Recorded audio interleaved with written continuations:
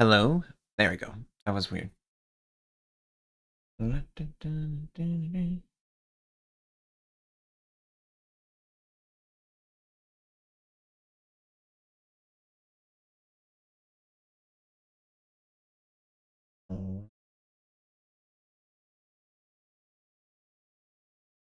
can see clearly now the rain is gone. It's gonna be a bright, bright. I can see all it goes bright, bright.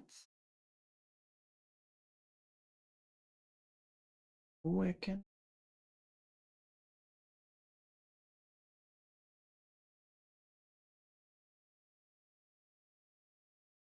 We're going.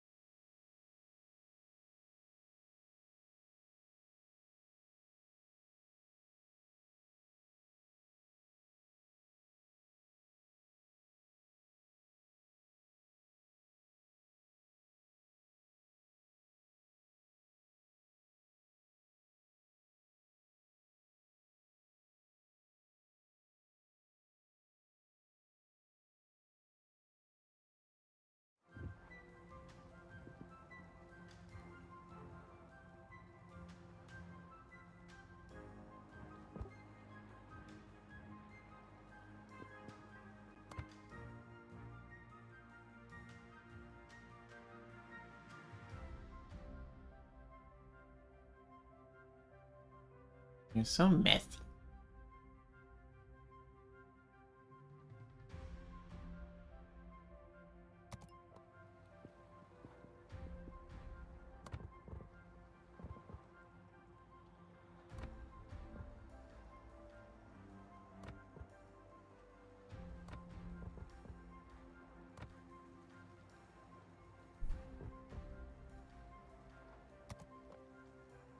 Hello, anyone who's joined the streams. We're just getting started. I hope you guys are having a great day.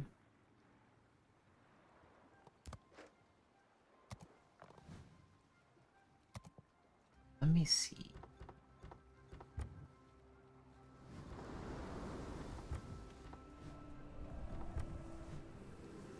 Man, I don't even know how I would access the armor. Oh.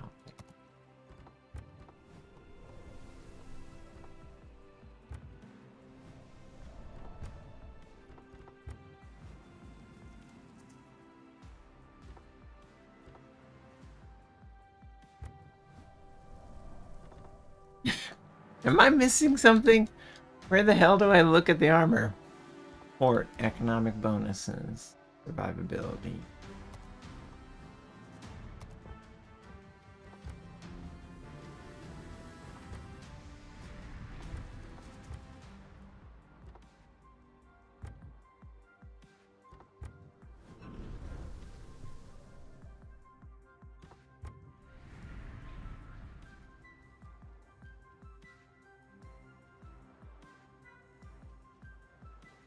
Damn it. By the way, I can't get over how dense these tech trees are now. I remember when there was only two, and they didn't have all this. Not at all. He is an Osborne. How close am I on the heat? We're getting there. We're getting there.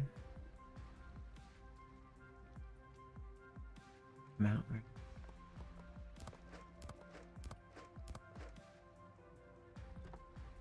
Man, am I just like missing the point here? Where is the armor?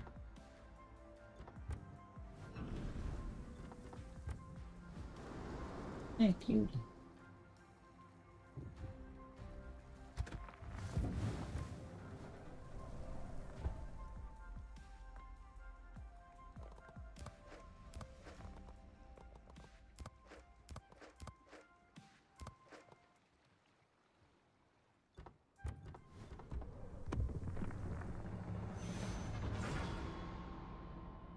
Oh, we're gonna play some ships.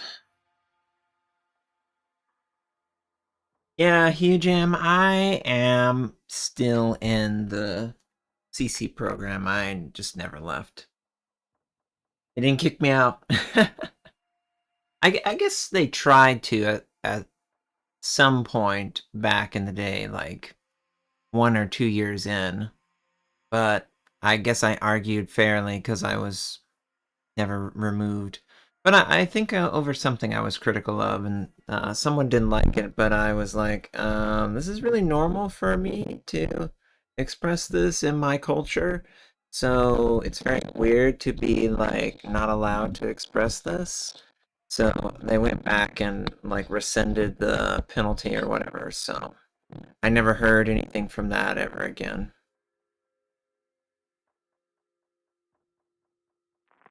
Yeah, I mean, that's true, but it's not totally true because, like any game program where they give you access to something early, they normally don't want to hear any criticism of the game, especially criticism of things that they can't control or they don't have the chance to change it because it won't be changed. Um, so I think back in the day I was critical of something, I don't even remember now. But yeah, back in the day, critical of it, and they didn't like that I expressed myself so openly. I remember that they wanted me to not do that. Someone wanted me to not do that, but I made a fair argument. I basically said, you know, you should be open to criticism. It shouldn't be something where you're hesitant to allow it, because if you do that, then you're not going to get the best product for people to enjoy. And honestly, if everyone's criticizing you in a similar manner, maybe you're the person who needs to adjust your perspective, right? So I think that overall it went well because I think people realized, yeah, the whole goal is to make the best possible version of this game. It's not to, say, oh, the carrier or the Italian battleships or the submarines or radar. It's not trying to suggest that whoever would ever think about designing this is wrong, inherently, and they should harm themselves. No, that's not the style of content that I make. I think stuff like that's ridiculous, obviously.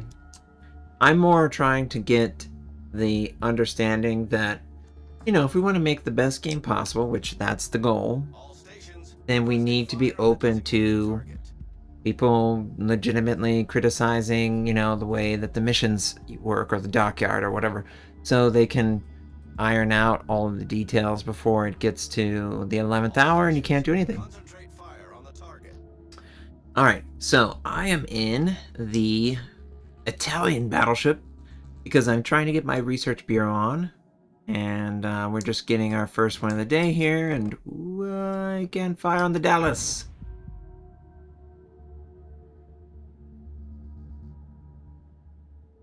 Yeah.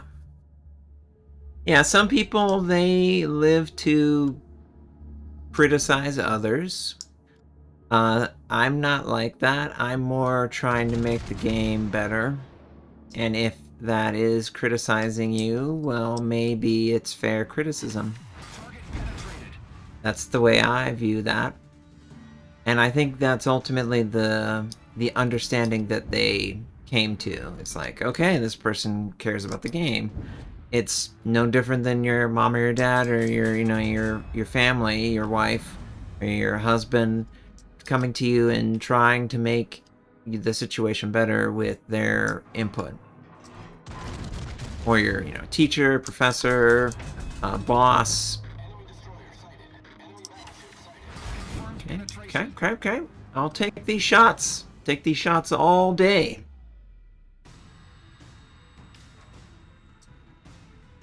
I really enjoy the Italian battleships. They're fun to play. We'll go after the Terminator. I wish I could say hasta la vista, baby. But he's clearly 43,000. We would have to get a crazy citadel on this turtleback German battleship. Mothballs is over there. Careful, careful. Warning, friend, warning.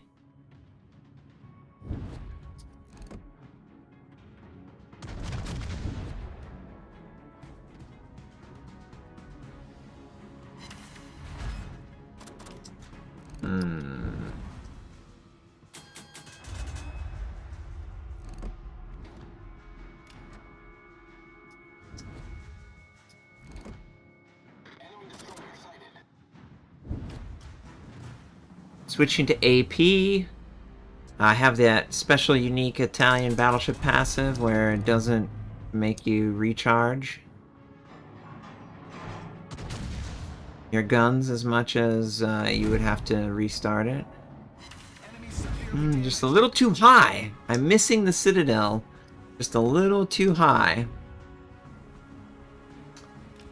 The only other DD in this match is on the other side of the map, so I don't have to worry about torpedoes. So I think I'm going to be aggressive in this situation. Especially considering it's the Pensacola. Okay, high explosive coming from the Yukon. That's okay.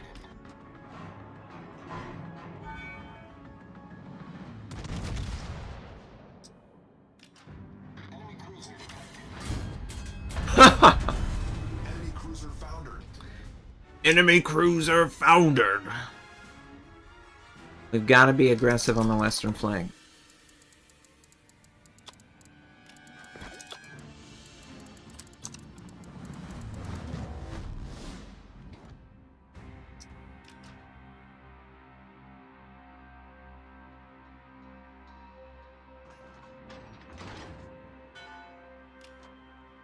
Hey, SC. Great to see you again, friend. Hopefully it's not difficult to watch on YouTube. I hope everyone, I hope you understand.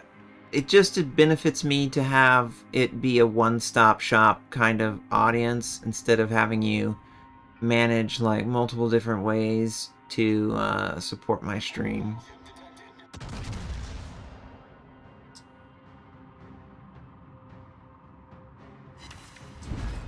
Yeah, maybe a little bit.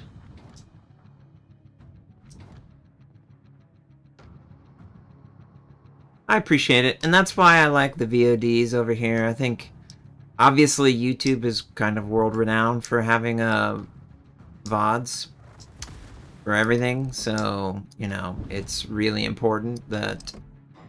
Oh, you did. There's nothing you can do about it.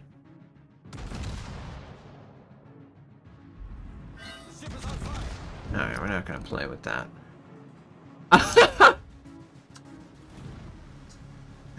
Secondaries will probably kill him before my main battery.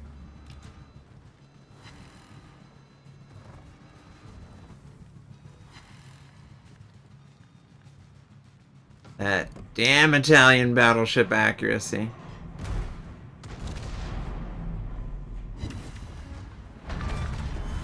Enemy cruiser destroyed.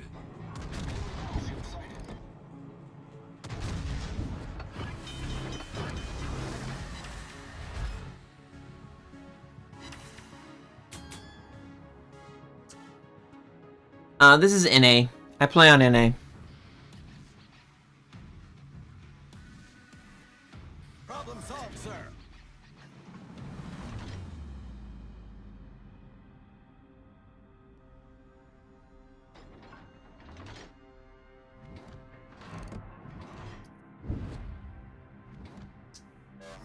New Mexico is like full life, man.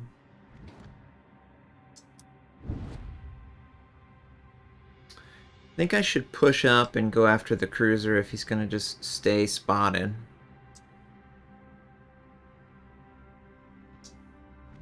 I appreciate it. You know, obviously, I haven't always been the best resource for World of Warships, but I do think that generally I am a good resource for players to learn how to play the game, understand the game.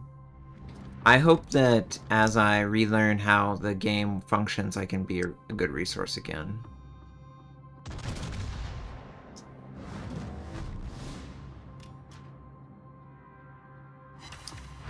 Wow, the dispersion on that, man.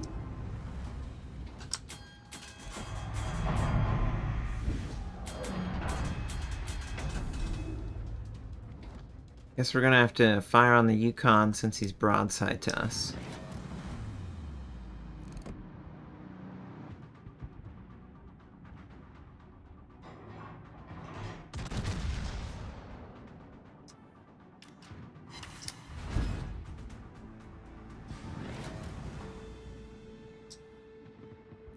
West Virginia.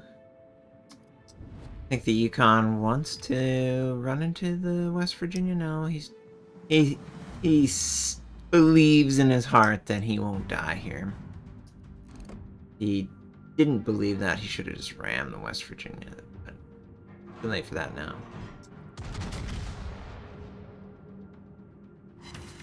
God, that dispersion. Horrible dispersion. Alright. Cruiser went into his smoke cloud. How much time is left in the match? 10? Alright, we'll activate our heal. For a split second, the cruiser was visible. Yeah, I mean, and it's funny because, you know, that dynamic aim video, or just where to locate your shells, I got criticism from people like, that's not how it works, or, you know, that's...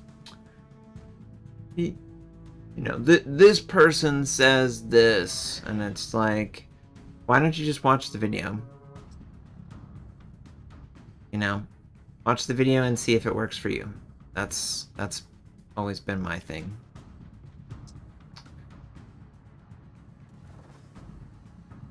I really want to get that cruiser, but I recognize New Mexico.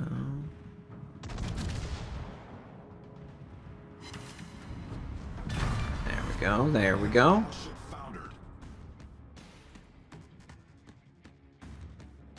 Obviously the cruiser's headed out towards the north side. How does my microphone sound to you guys? Is it a good... Is the microphone versus the game sounds the right amount of high volume for my microphone and, you know, medium volume for the ship noises and stuff? Yeah, the Italian dispersion. I totally forgot how bad it really is. It's really bad.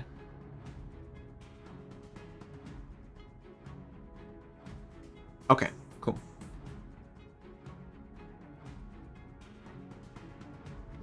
Either the Congo will be fired on or the cruiser. I don't know who.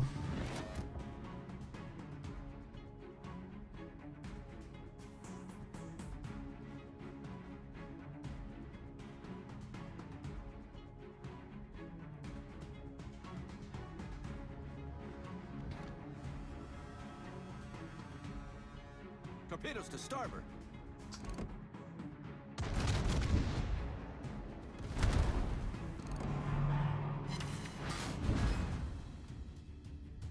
So it looks like Optio headed towards the island. So I would say Optio is going towards the Congo's position.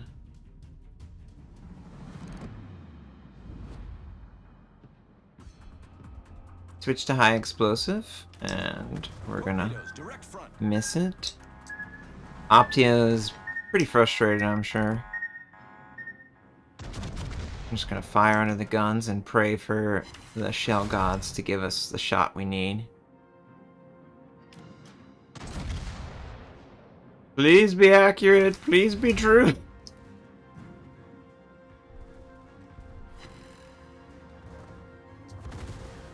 ship is on fire.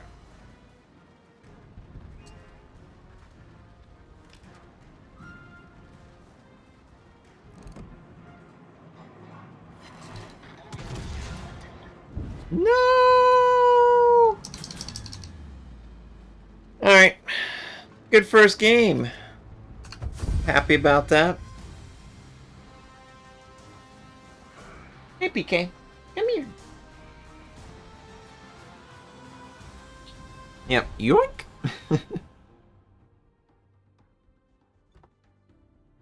The shell accuracy, though, on the Italians. This leaves a lot to be desired.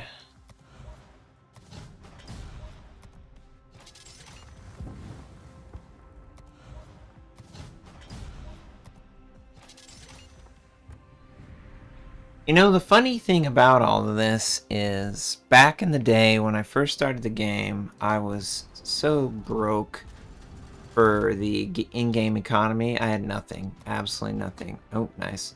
I had absolutely nothing, and it just was so agonizing to try and, keep up with the upgrades, pay for things.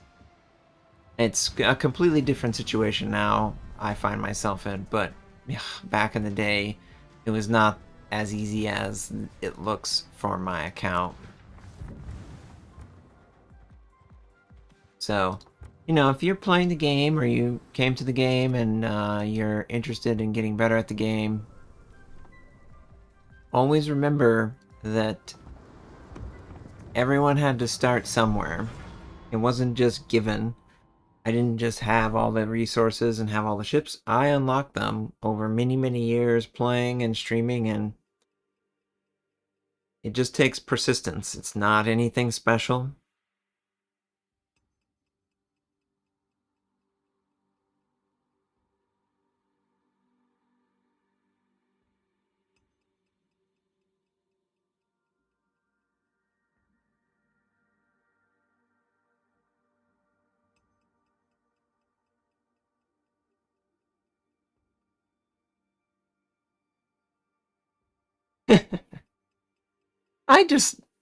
I feel like the game already lacks a lot of actions per minute, especially compared to a RTS. So, I mean, I just do it inherently to keep my actions per minute up so I'm not just sitting there, watching paint dry.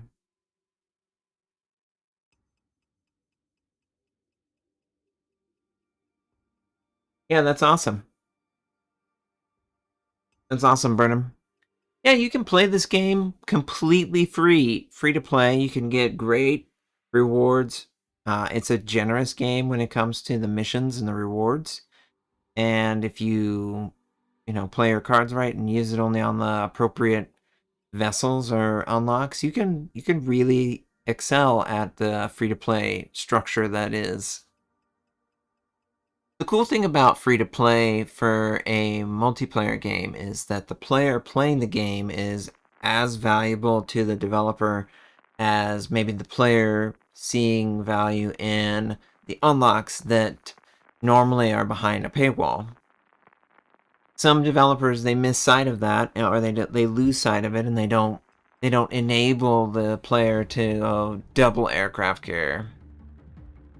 They don't enable the player's success because they feel like the player's success is taking away from some aspect of the game because they're not paying for the game straight up. Well, being a player in that game is valuable to the developer, so they should invest in your experience as well.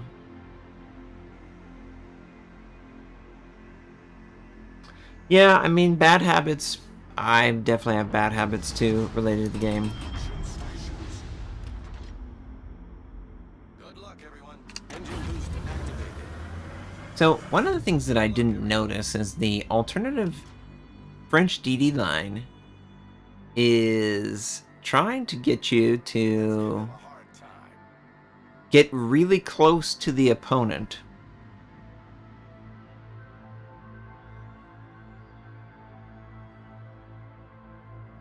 I didn't realize that when I first started playing this line.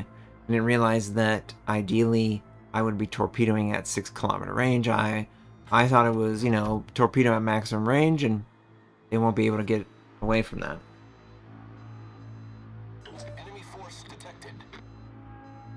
Aircraft carrier, don't touch me.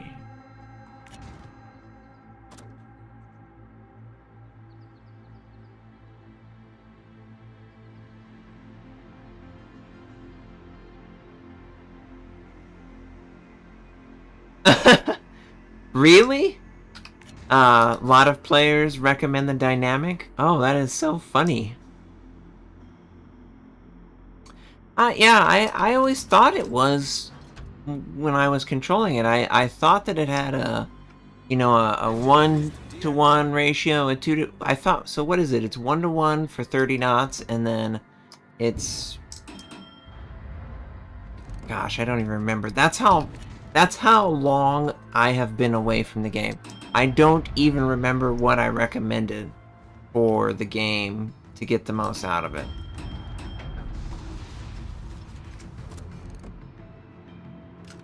I thought for like DDs it was twice.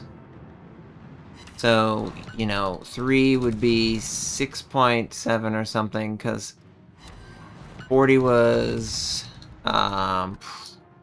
double the speed. Oh, he's gonna sail right into it.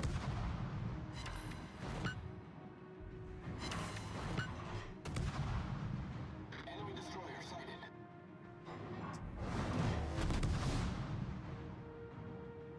All stations requesting fire on the designated target. Off to a great start. Excellent, excellent. But yeah, for me, the dynamic had... Turret critically damaged. It works beautifully if you consider the way that the math works out. 20 knots, 30 knots, and 40 knots. Well, that's basically slow American battleships. Notser. 30 knots is your average cruiser or your average whatever, you know. And then 40 knots is something like a really fast DD. All stations requesting target. He sailed right into it. I never hit the torpedoes, and now I'm hitting all these torpedoes. Yeah, paid actors, exactly. But yeah, when I was playing with the dynamic back in the day, I felt like the numbers synced up really nicely, so that if you just understood the speed that the player should be going, you could very easily dynamically adjust the ticks that you were aiming for, so that you could always have good aim, even if they're, you know, actively dodging. Okay, so we're gonna go take D. Nicholas is over there with Mutski and the Poltava. All stations reporting the position of a strategic target. Queen Elizabeth is behind the smoke.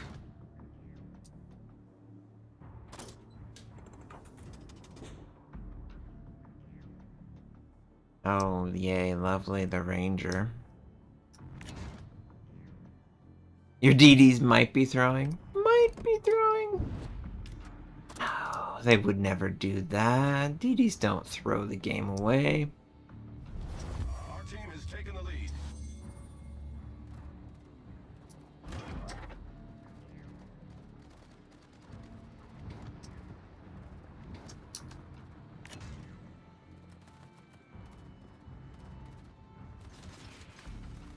All stations reporting the position of a strategic target. Okay, so we're gonna capture this base, and hopefully area deny some of these Queen Elizabeth.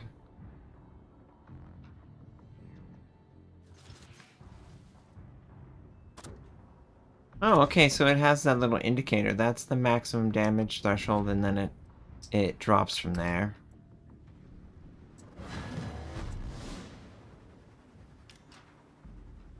Okay, we might get 1 torpedo hit.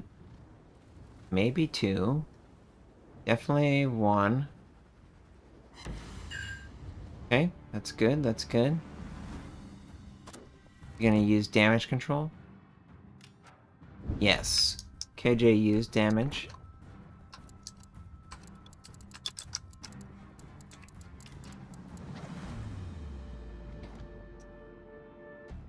Engine boost activated. So I'm gonna try and push into this guy and maybe fire my guns to force out some more damage on him. Just need that back gun to rotate. Okay, got the ranger seen.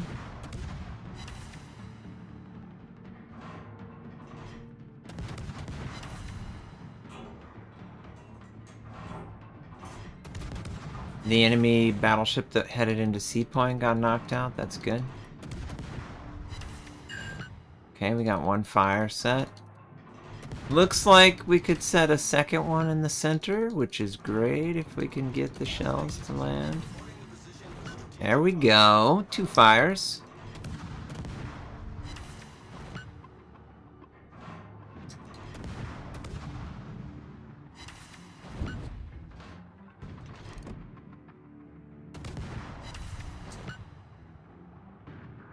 He's trying to heal. Look how slow the damage is on him.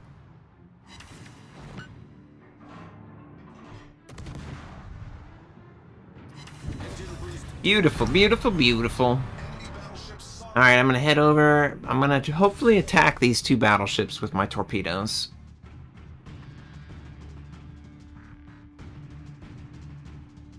And it'd be nice if we could get some spotting damage on the Ranger, but only the New Mexico is really in range to do range damage to the Ranger.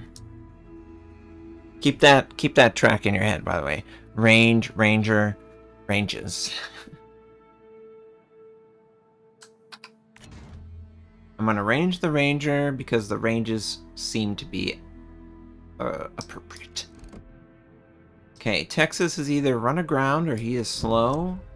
PEF is getting bombed. Victory is in sight.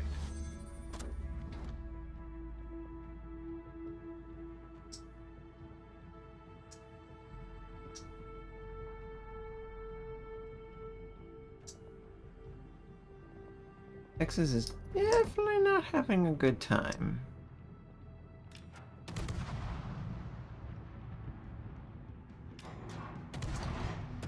Everyone is firing on the Texas.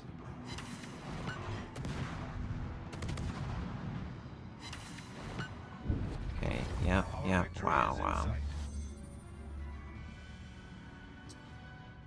Okay, so Aditi was last spotted over by Mutski. Let me just head over there to help out. We'll use our speed boost. Yeah, drive by the Ranger. Yeah, there's 2 Rangers over here actually, so I could either go for the submarine. Nah, let's try and catch up to the Ranger. Our friendly Ranger is parked over here, right on the other side of the island. He has the optimal spot whenever you want to have the quickest squadron attacks. Oh, both of the Rangers are over here. Lovely, lovely, lovely, lovely.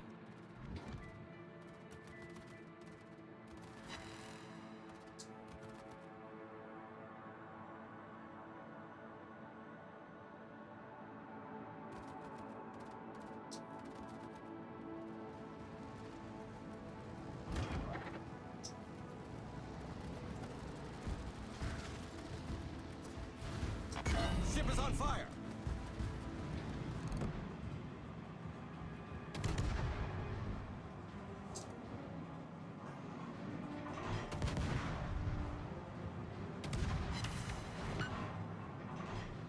You guys remember when the carriers could be asymmetrical? Oh, we can hit a citadel with HE. How lovely for him, I'm sure.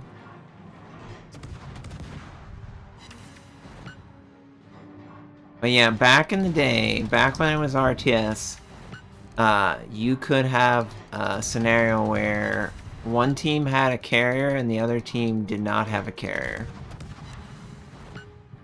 Imagine that BS.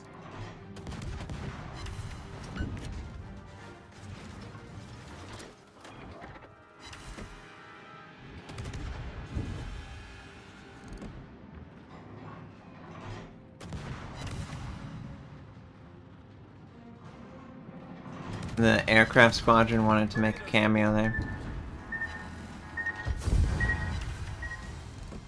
Alright. Well played. GG.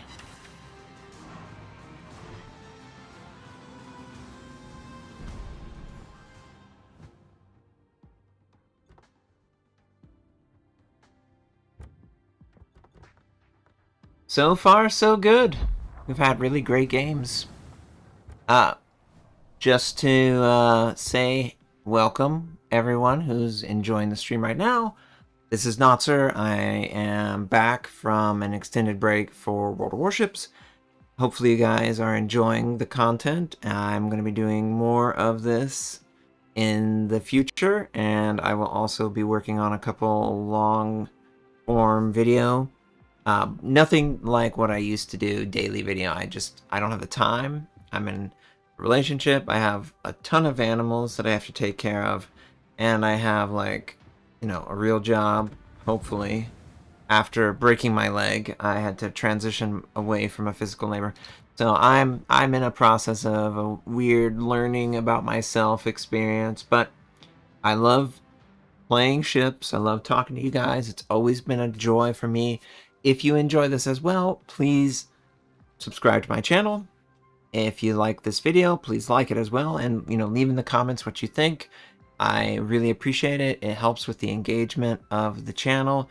If YouTube sees the activity one way or another, if you want to say, I hate every single French DD in this game, well, it's better that you share your opinion than not share it at all.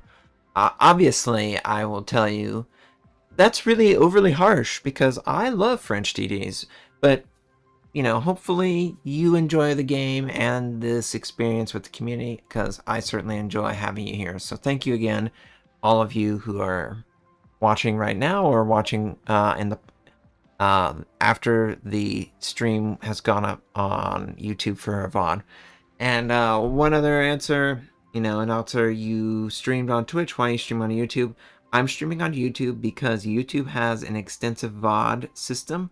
I originally was a YouTuber, and there wasn't any other video structure than you have to have the video at least be 10 minutes. I used to do that exclusively. Then the world has changed so many times. I'm back, and I want all of my content that I create to be here.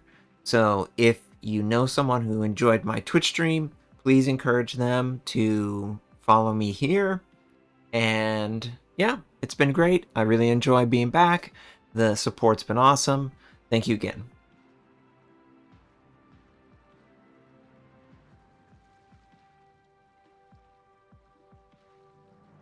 Oh yeah, sometimes the CVs. I had one game where this CV just farmed the crap out of me. I could do nothing to him other than try and survive. And he was so much better than, 99.9% of the CV players. And I just didn't have the ship to deal with him, and I couldn't afford to be spotted permanently. It was a mess. Some of those, some of the RTS CVs were brutal. Some of the early versions of the action third person were brutal. Some of the Japanese aircraft carrier equipments were just crazy. Let's take out the... I think, what's more important to me as a player? Improving my battery efficiency to recharge? Recharge rate on the surface, while less than 50% will increase. Okay, 25% recharge rate. Where is recharging? Is it underwater? Is it survivability? Where is my battery recharge? Torpedoes, dive capacity. So if my recharge rate is 1.5 units of this, so 25% of 1.5 would be 1.5 times 1.25. So 1.875. Increases dive capacity recharge rate on the surface while less than 50% for your submarine's maximum dive capacity. Or should I get enlarging propeller shaft? Increases running speed on the surface and at periscope depth, while less than 50% of my sub's dive capacity remains. 18% at surface and periscope depth. That would put me at... God, 31 knots? Oh, it's so ridiculous. 31 knots times 1.18. We go 36 knots on the surface? Wow. Oh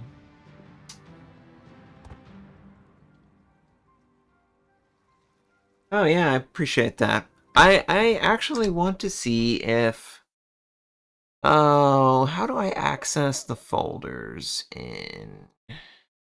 There we go. Where do I have my game installed?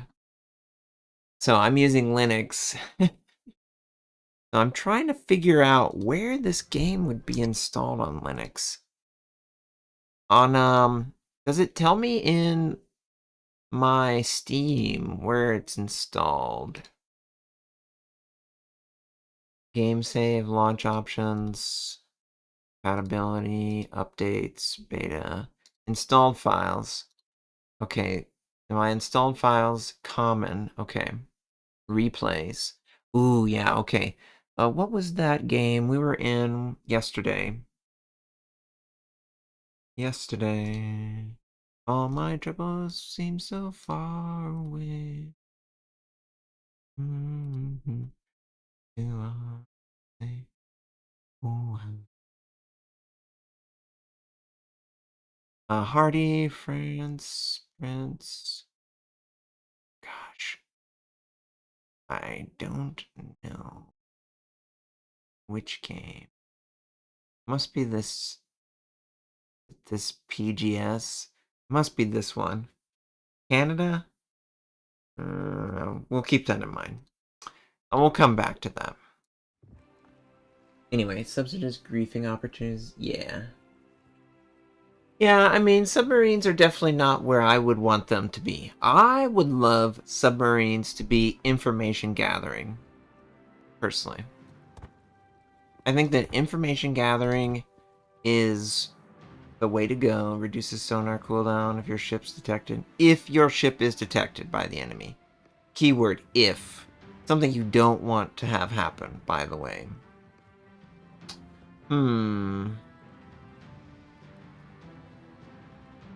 See, a lot of these require to be detected by the enemy. Why would I ever want to be detected by the enemy? I'm never going to get a... Well, I don't like relying on abilities that have really specific conditions to be active, to be useful.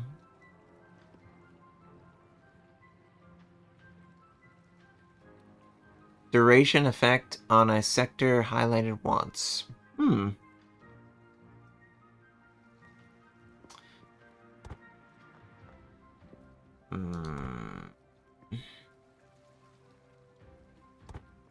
I guess it's always beneficial to be fast. I just... 2-point skill. Flood. I do think having a higher flood chance is a nice ability. Okay. But yeah, it would... To me, it would be cool if the submarine, for example, was more active in like the underwater surveillance network by pinging the surface ships. Maybe not necessarily the surface ship itself, but you could give like a generic ping to your teammates if you could get close to the surface, so you could have your you know, your antenna reach out on the surface so it can send the information.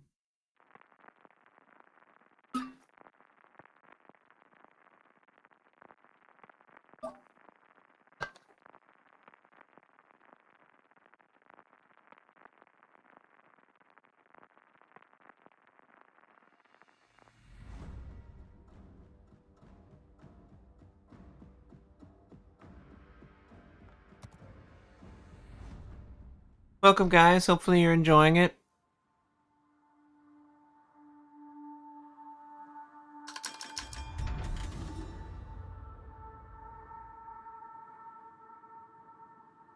I'm experimenting today's stream. I have figured out how to enable monetization for their like automatic ads. I don't think that their automatic ads are doing a good job, but I'm just experimenting. If they are annoying, I'm sorry. I'm just trying to figure out if I need to manually control the ad or allow YouTube to control it completely. Ideally, I would run an ad in the load bar or something like that, and infrequently, like once per hour or something like that. I'm still working out when I think it's appropriate, but that's what you might be noticing that today's stream is different. One of the ads that they did when they sent the YouTube content creators that they were going to do like a side-by-side ad. Anyone who's ever watched any motorsport, I guess at this point, knows what a side-by-side ad is. It's where they run an advertisement, and I think normally it's silenced ad, but they'll run an advertisement and it will be next to the game or the race or whatever. So you don't actually miss anything. For example, if I'm just sailing to the front, that would be the perfect time for one of those side-by-side, because there's nothing inherently important that you need to see. I'm just entering in the first phase of the game, so I'm just trying to like sustain this and grow my channel, and that's one of the ways to do it.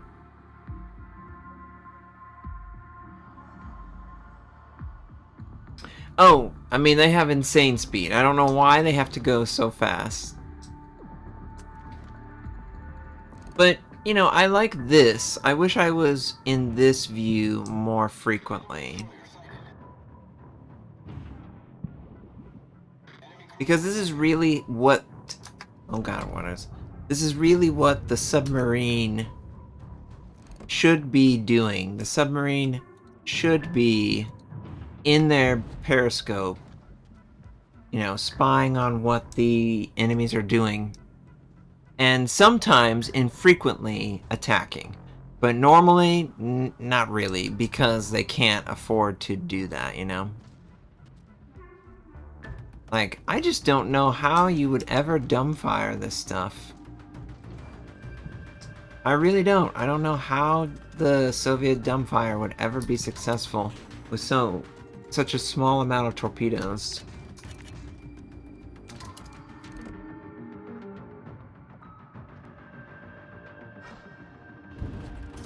Yeah, I mean, he's dead. He's gone.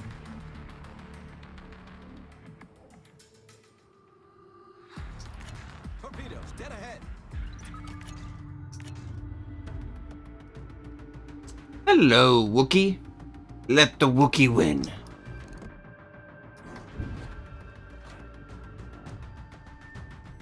Hey, all about boats.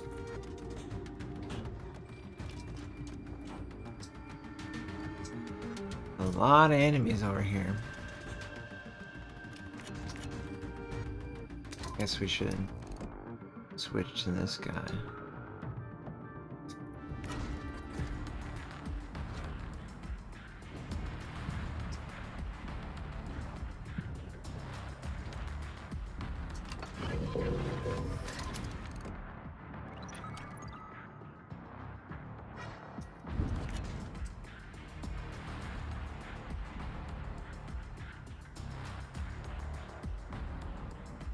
Yeah, it would be cool if, like, the submarine would share, like, heading speed and maneuverability with their team or something.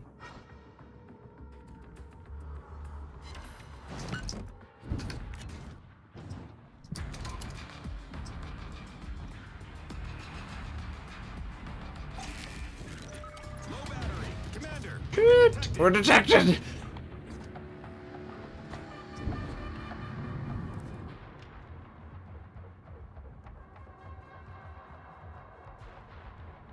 Oh, hey, 99. So, Carrera drift? You been drifting in your Carrera? We gotta get we gotta get some speed. So we're gonna try and get to the surface so I can get away from these guys.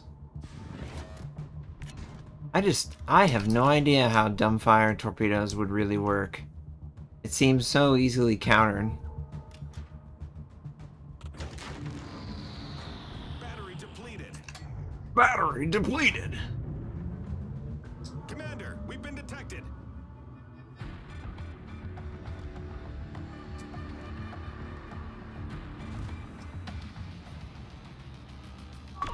Run!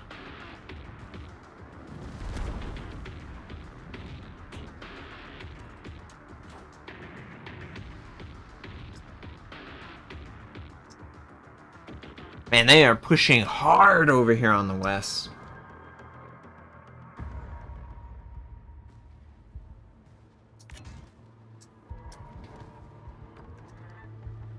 Torpedoes to port. Torpedoes to port. Torpedoes to port. Torpedoes, dead ahead.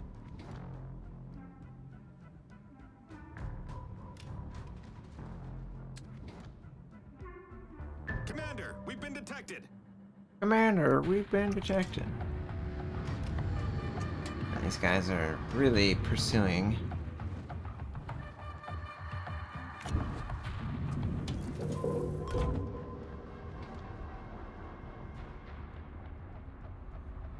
Concentrate fire on the designated target. Gunning's definitely dead. Definitely dead.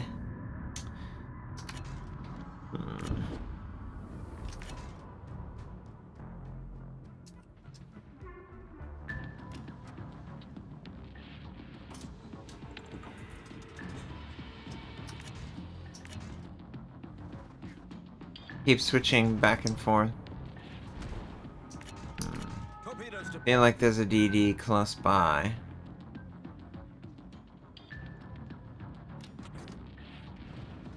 I guess there's a submarine too. I think the sub's gonna go through this gap, so I think I'm going to get stuck on my teammate. That's what we're gonna do. Commander, we've been detected.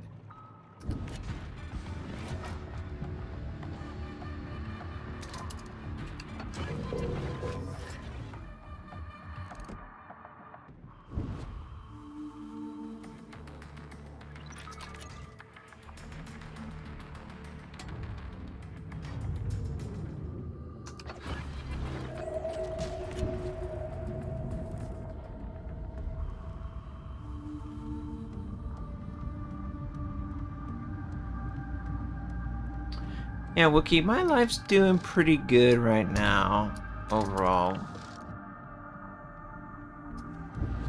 It's definitely not without stress, but I'm happy, my soul's happy. We're just trying to, you know, do the best we can.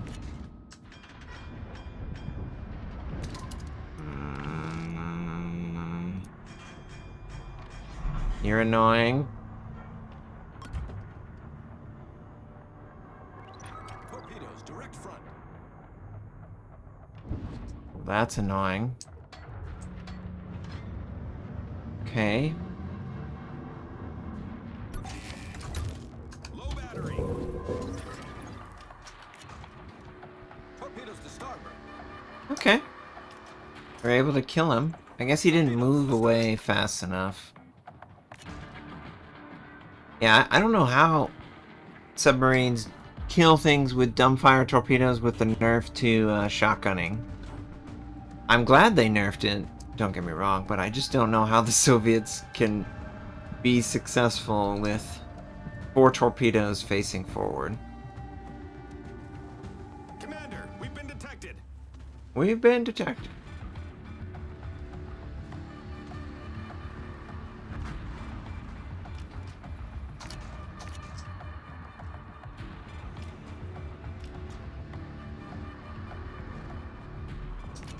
I guess I'm supposed to just sail up to like 3 kilometers on this guy.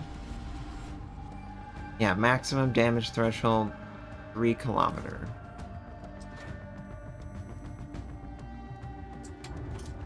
No, no. Okay, so he's gonna move back. These DDs need to be taken care of. They need to be taken care of. Commander, we've been detected. Concentrate fire on the target.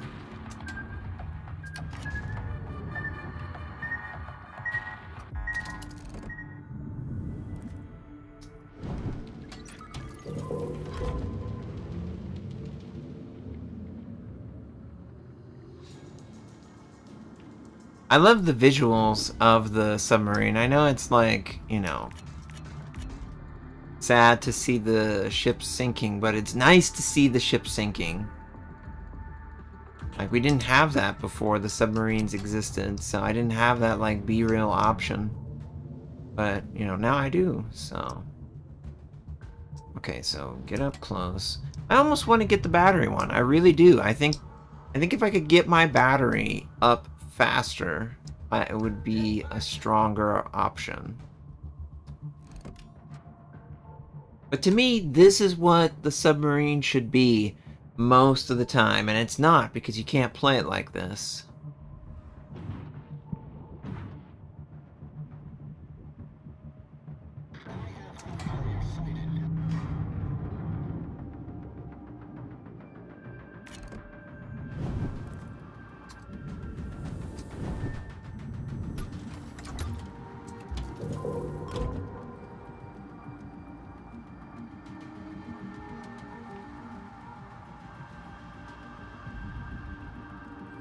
I wish there's a lot more like silent hunter, like dialing in different things, turning things on and off. I know they want to keep it simple and straightforward, but it could be so much more entertaining for the submarine and not be so unfair for the surface ship if they would lean into like the intelligence aspect of them.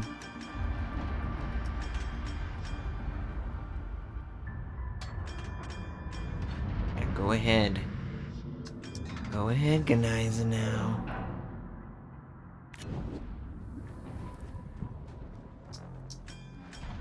Oh, he's dead now.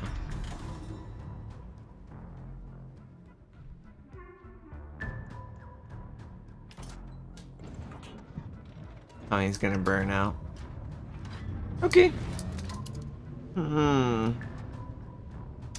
Yeah, I mean, I think I am gonna do. Yeah, I know. The homing I think works really well for the sub versus sub gameplay, but then they nerfed the engagement range, so it has to be at or greater than 3 kilometers, otherwise they do no damage to each other. So if you're within 3 kilometers of an enemy submarine, there's nothing you can do. Like, you effectively are just weak.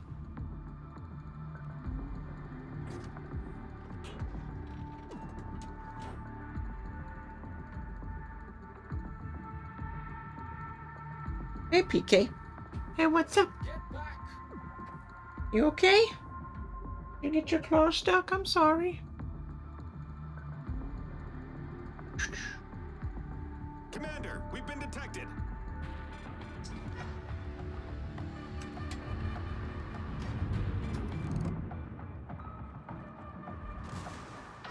Ship is on fire.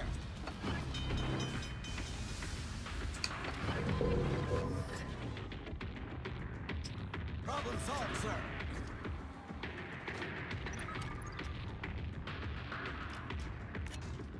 Get back.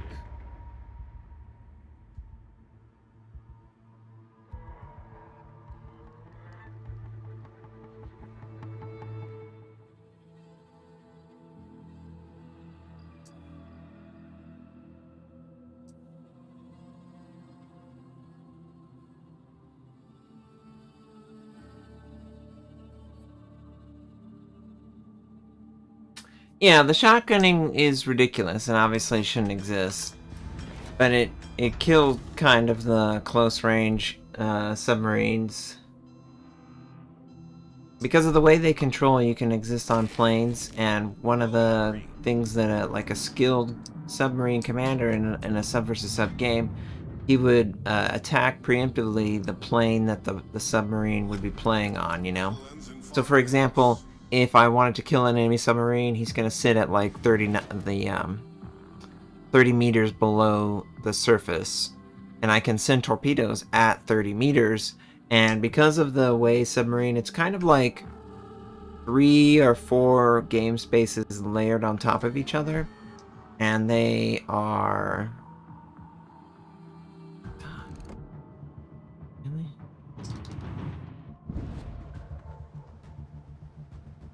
Of course he's moving.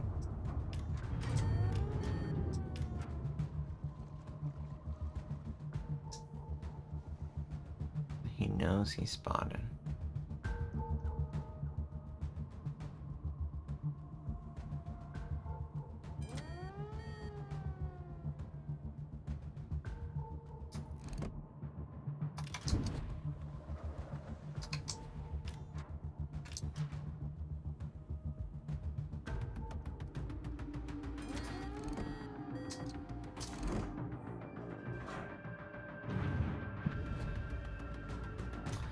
I just have never hit the dumbfire torpedoes on targets that are using all the active avoidance skills.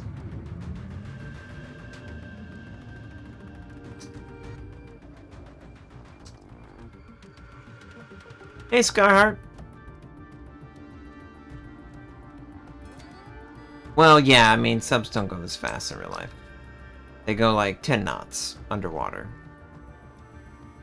In like calm seas. Gosh, he's gonna avoid that too. Okay, we got 1 hit. Right.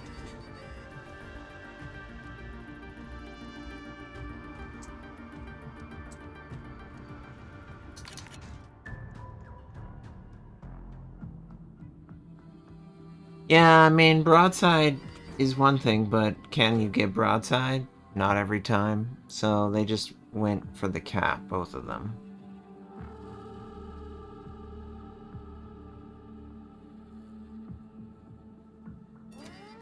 Gonna fly over us. Spot us. We've been detected.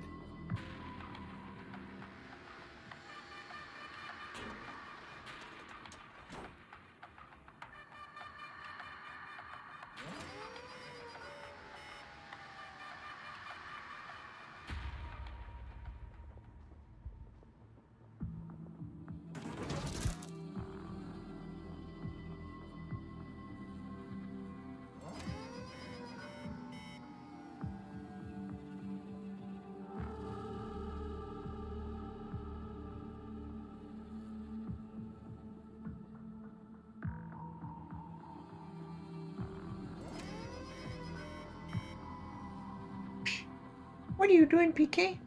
Huh? Hey, baby. GG. Hey, what's that? Hey, what's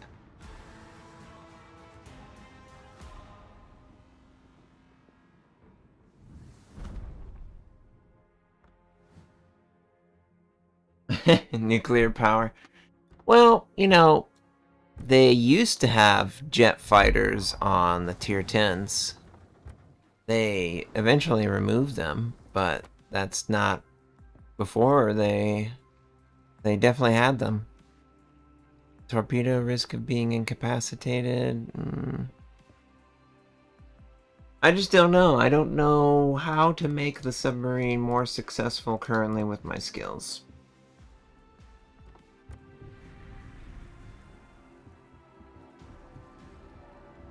Let's take Hughes out.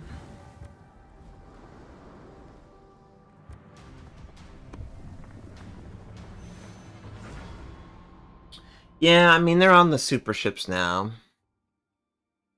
But they're nowhere near as powerful as they were before. Used to have like 3 or 4 jet squadrons that could have like a pinch attack, and yeah, you couldn't do anything to that.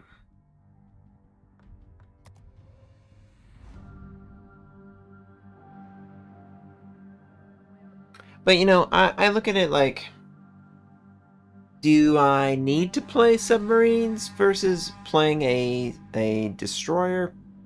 Destroyers usually do basically the same thing. Trap, why am I not live on Twitch? I really want to have my live streaming on YouTube. The VODs are better, and it helps with engagement with my long form video that I will obviously do. Good luck, everyone.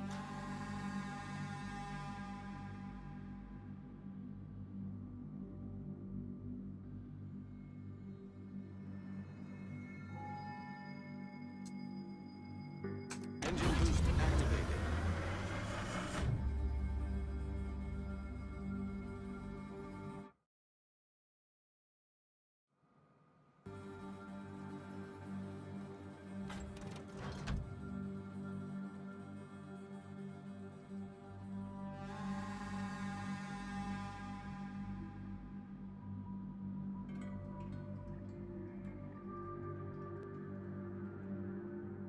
I mean, I could, Ross, but I don't want to encourage both.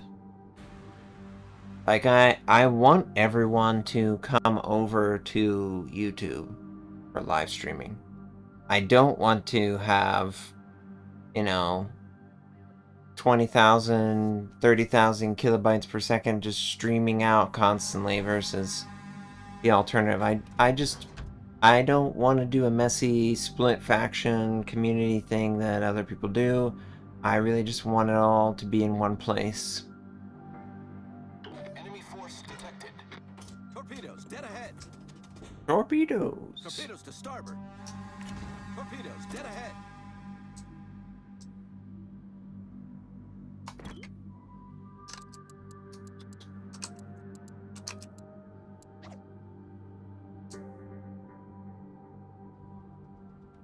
Torpedoes dead ahead. Torpedoes to starboard. Torpedoes dead ahead.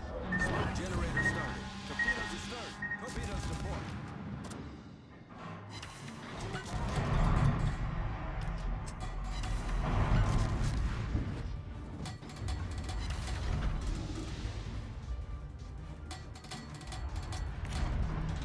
Torpedoes to starboard.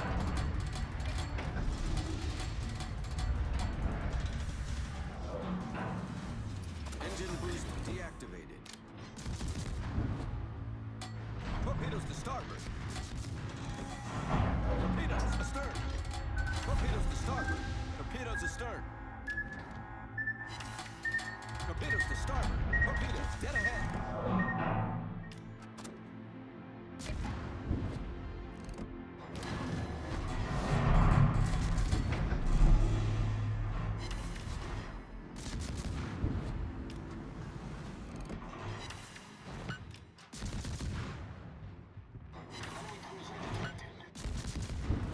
Torpedoes astern. Torpedoes astern. Torpedoes to port. Torpedoes to port. Torpedoes to port. Torpedoes astern. Okay, so he's capturing on the opposite side of this island. I think that he's isolated enough from his teammates that I can pursue him 1 versus 1. I'm gonna have sap loaded for the extra burst.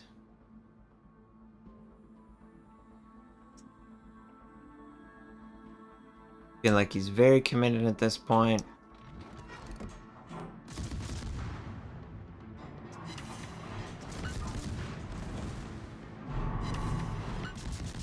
Torpedoes dead ahead.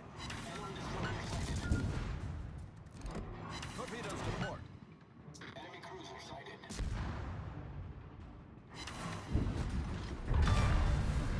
Enemy destroyer blown up. Sap never lets you down.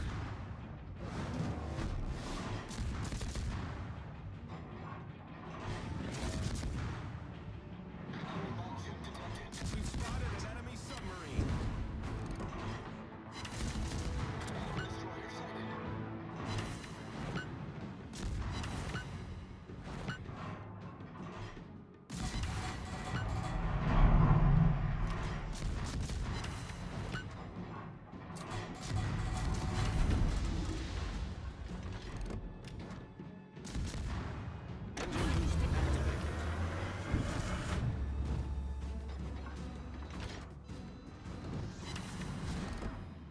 very optimistic there, friend. I think we still pursue.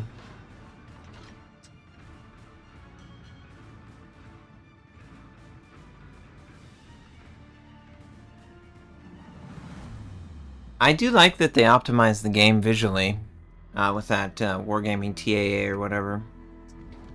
Burning down the house.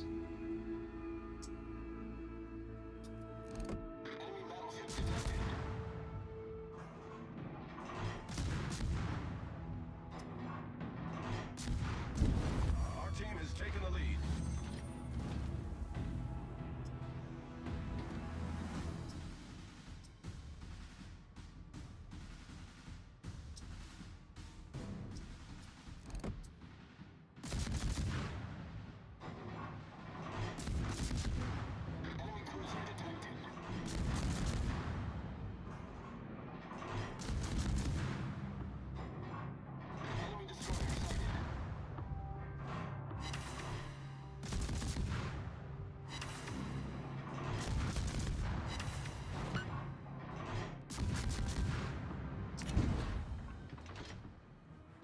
Torpedoes to port. Torpedoes astern. Torpedoes to port. Torpedoes astern. Torpedoes to port.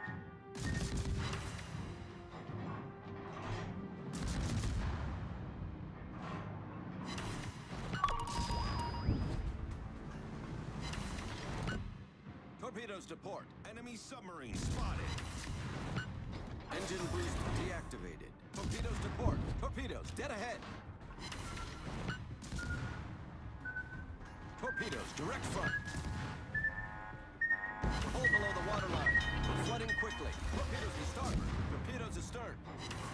Problem solved, sir. Our victory is in sight.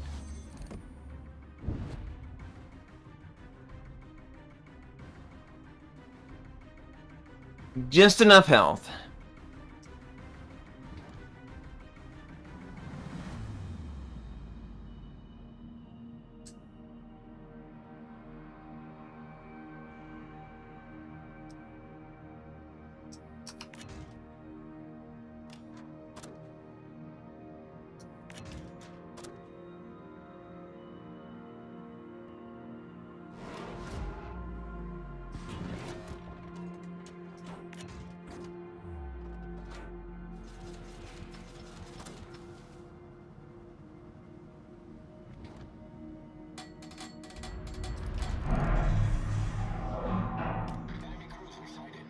Generator started.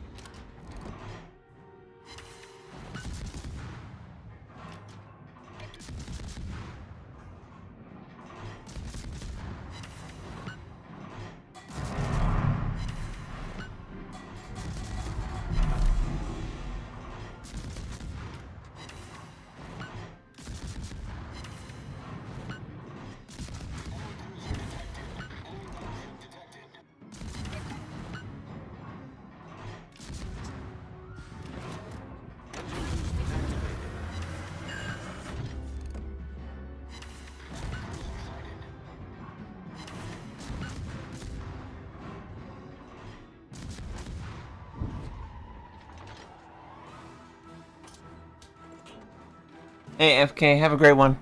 Thanks for tuning in, FK.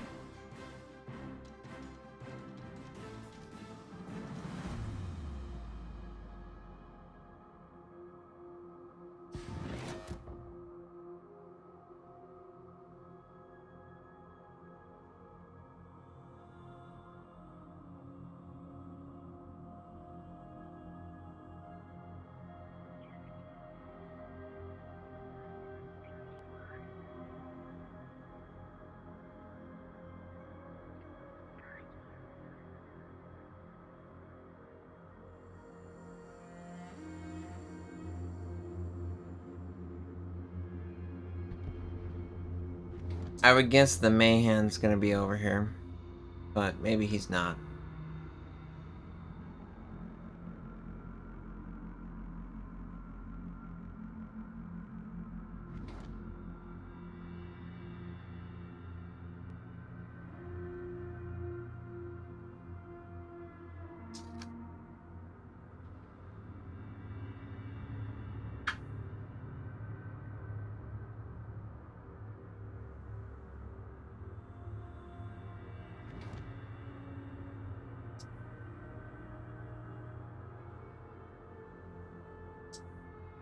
Okay, so the Mayhem went B.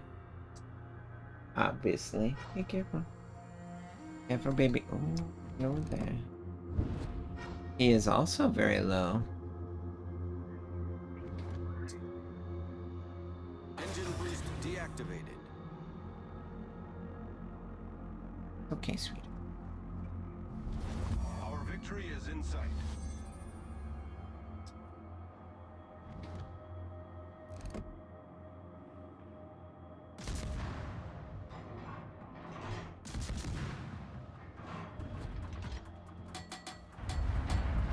Should be dead.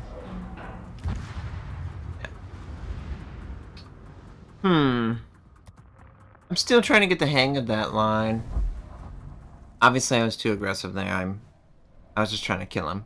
But I'm still trying to get the hang of this line. Yeah, I'm still trying to get the hang of it.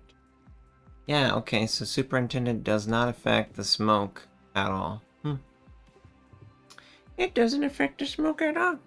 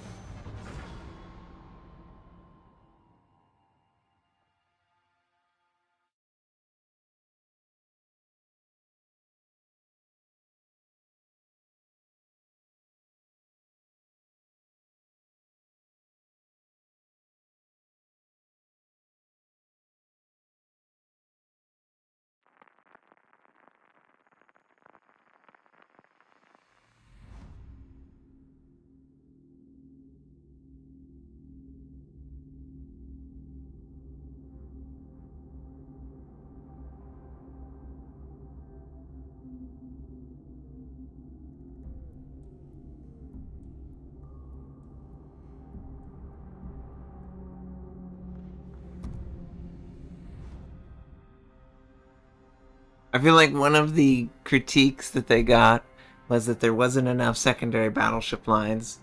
I come back to the game and there's so many secondary lines added, or like they were recently added versus the original version of the game. The original version of the game, some people would play the Japanese with their secondary gun range increased because there was no other choice. Obviously now you wouldn't do that because they have vulnerable cheeks and stuff like that.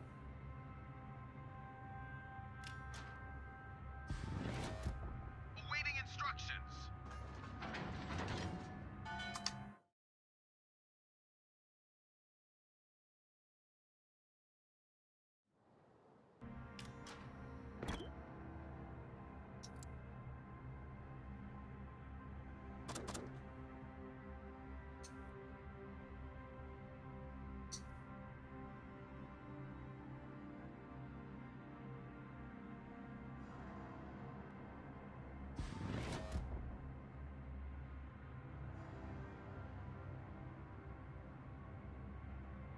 Hey, cutie.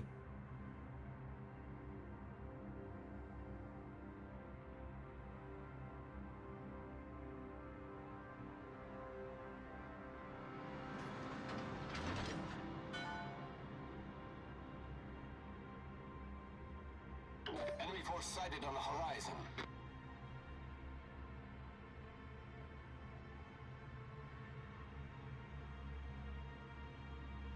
You can sit in my lap, baby. Alright, so this is the Pan American secondary battleship line. It has that F key that activates when, they do awesome things.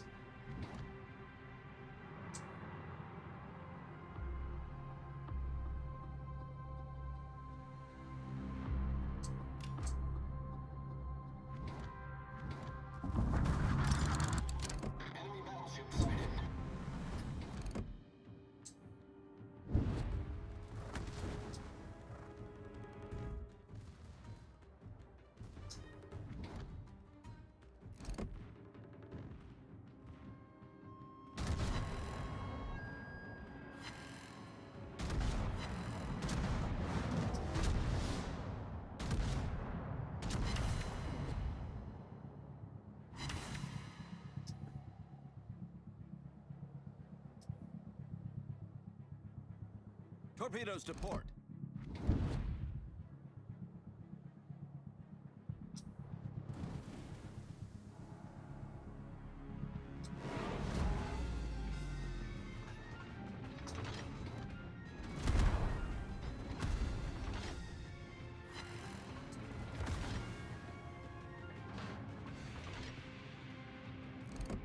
All forces, capture that area. Enemy cruiser sighted.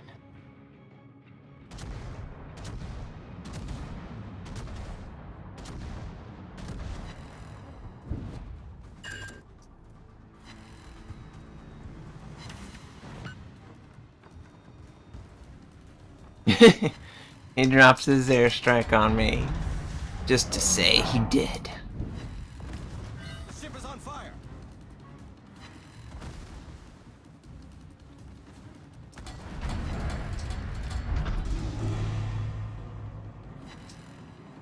Enemy battleship detected.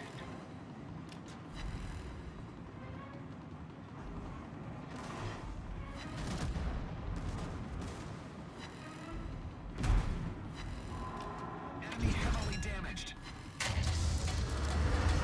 Go, secondaries, go!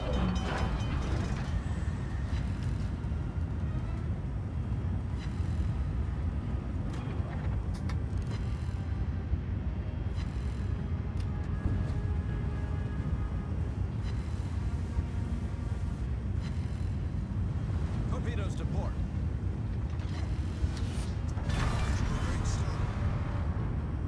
We've destroyed an Excellent, excellent. Problem solved, sir.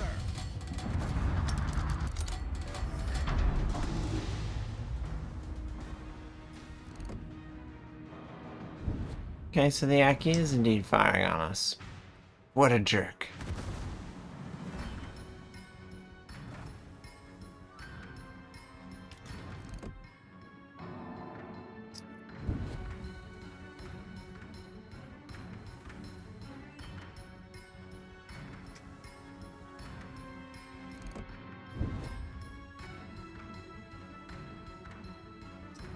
I don't want to be too isolated.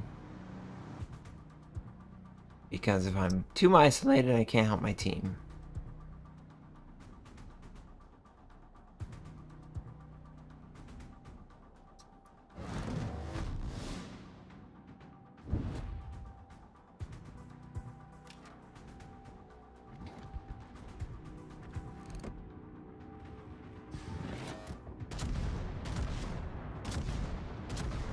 All stations requesting fire on the designated target.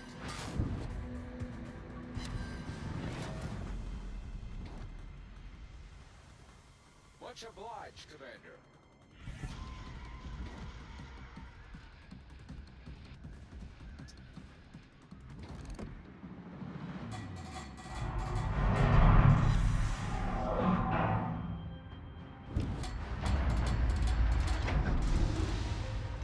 Great. Our teammate is dead. We can't use him for spotting information.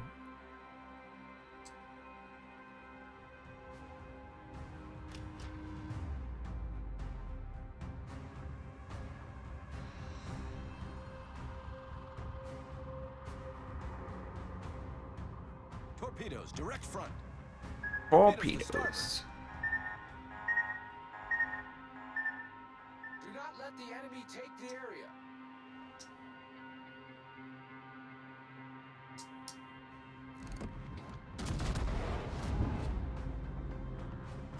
Concentrate fire on the enemy warship. Did a good amount of damage to him. Nice. Enabled our teammates to kill him outright.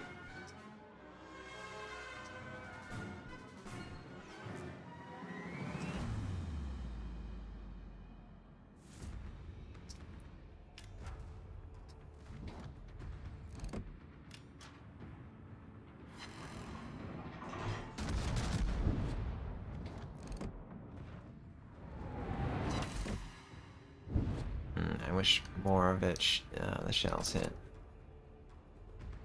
Guess we'll load high explosive.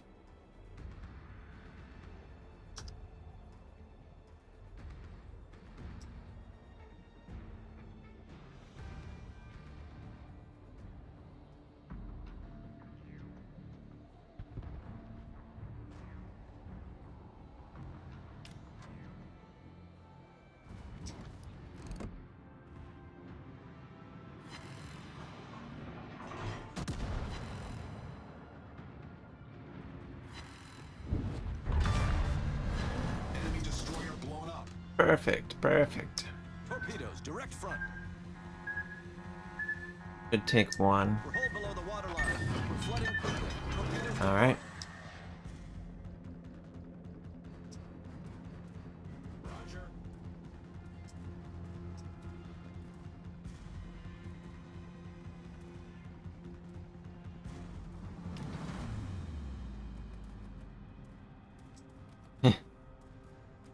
Problem solved, sir. The moistener. Ooh, the moistener.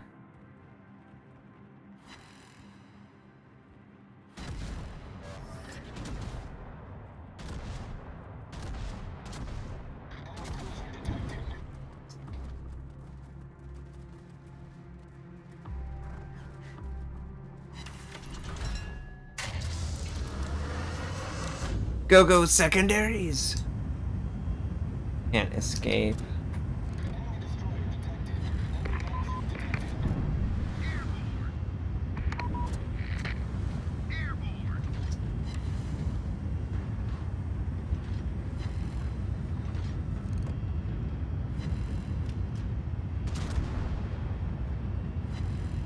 Torpedoes, direct front. Torpedoes to starboard. Torpedoes, dead ahead. Torpedoes, direct front. Waiting instructions.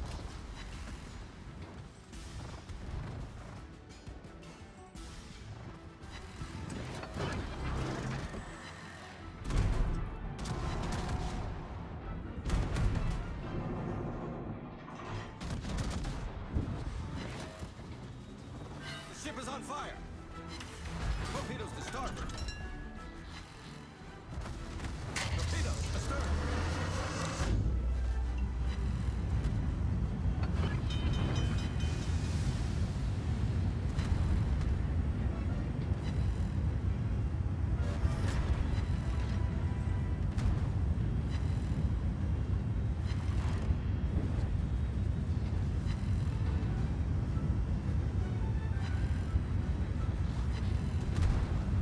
Problem solved, sir.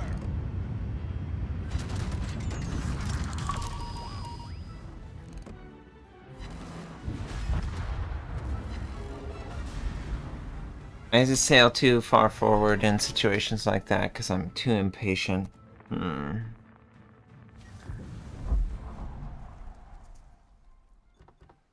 What can I play? Well, I don't want to discourage secondary play.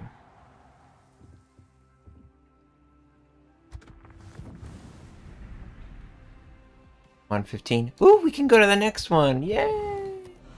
Exciting. The Osborne. Okay.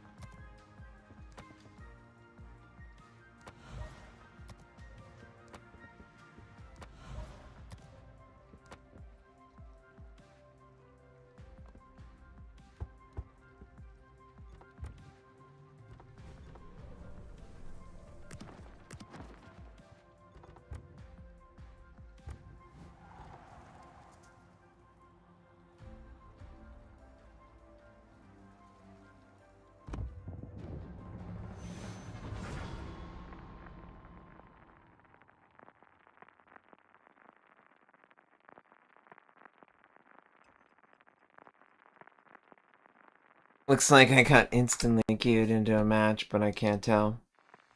Okay. So it's 9 9 heavy game with 8s. Looks like 9 and 8 exclusively game.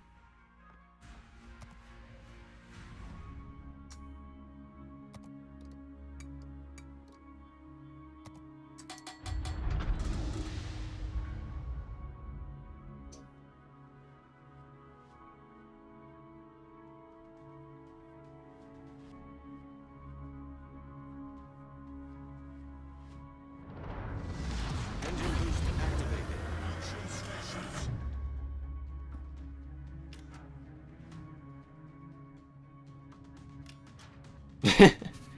Chat. Brah. Brah. Brah.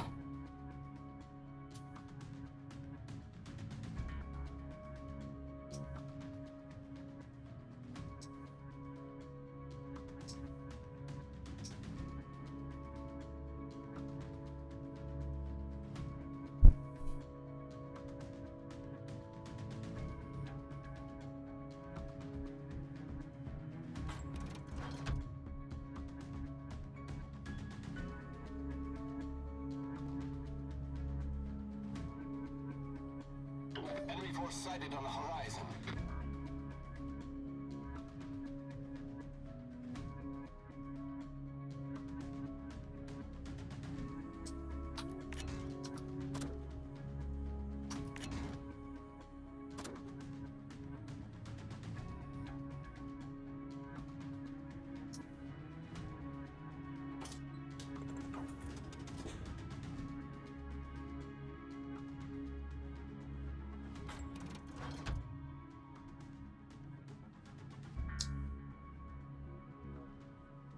Looks like they're bailing on that idea.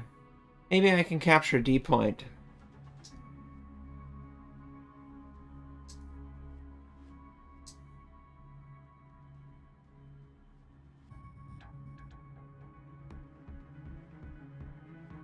I almost want to play a game in the Montana. I just miss all of the citadels that I would get on my battleship, and I haven't really gotten that on the ones that I've played. Just something special about the Monty to me.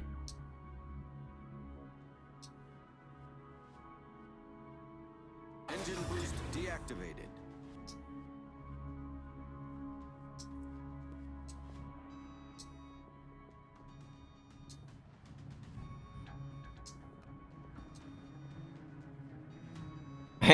I keep like passing out. Okay. So we've got this guy here.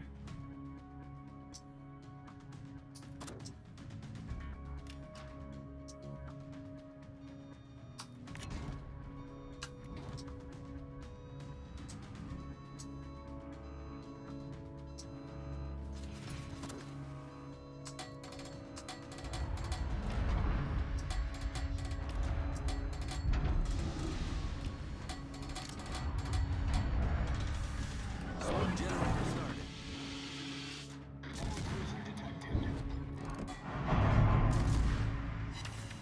We got. Yeah.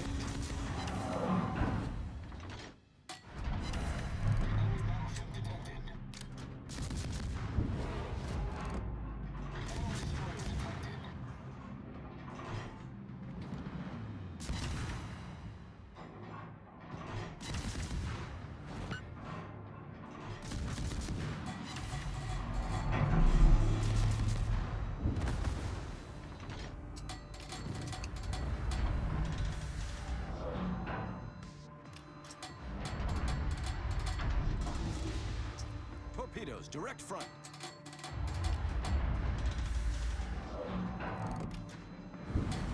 Torpedoes, dead ahead. Critical engine damage. Ah man, the Eskimo was so close to dying. Torpedoes to port. Torpedoes, astern. Engine boost activated. Torpedoes to port.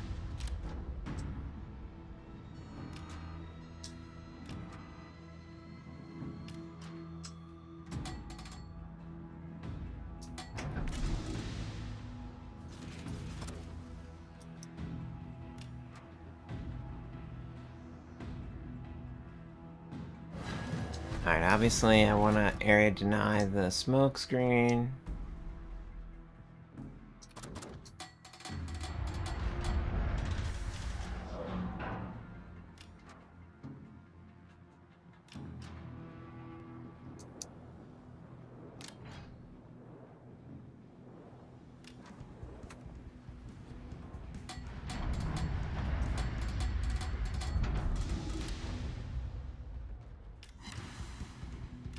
Nice! We've sunk an enemy destroyer.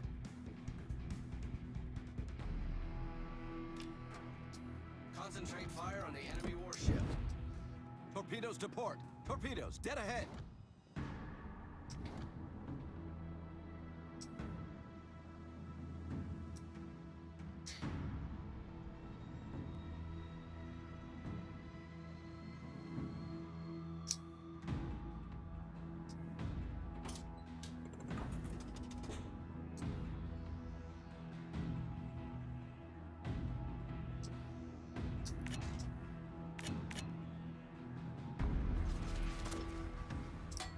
Smoke generator started.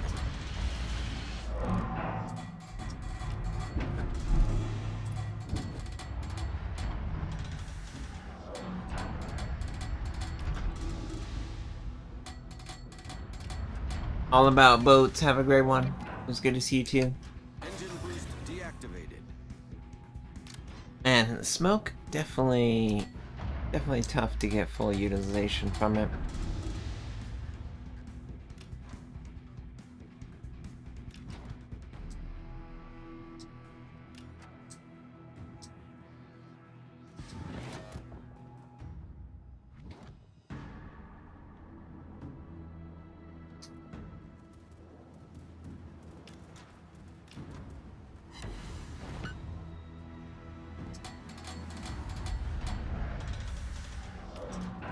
Smoke generator started.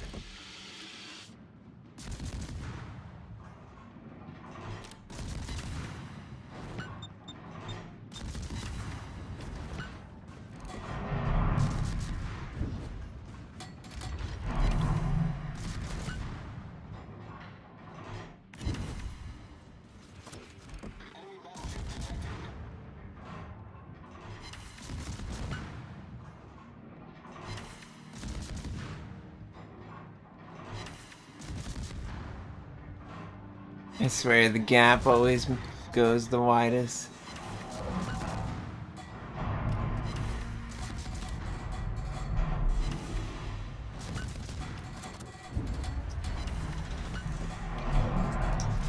Concentrate fire.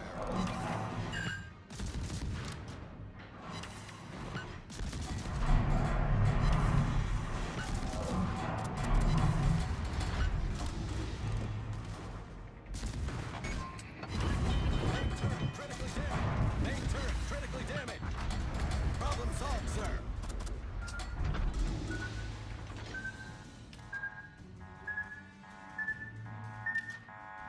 Hull breach. We're taking on water Oh. quickly. Dang it. Man, I am just like instantly falling asleep.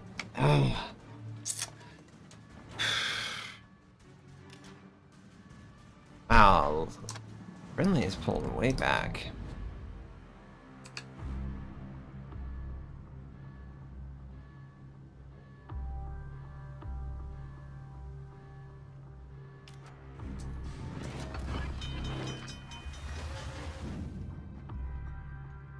Problem solved, sir. Man, and I don't have any smoke left to deal with this. Engine boost activated. Concentrate fire on the designated target.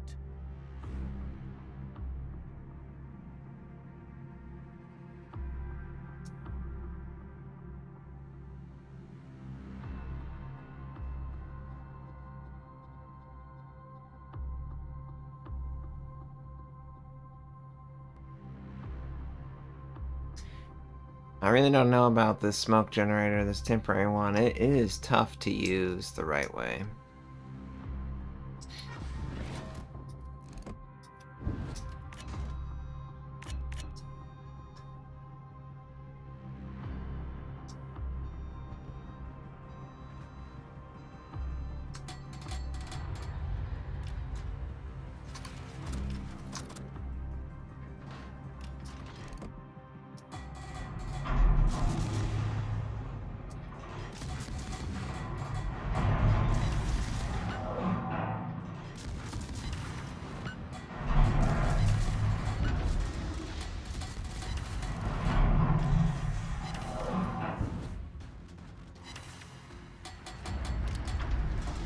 He definitely will know we're here, so I just need to be ready to damage him.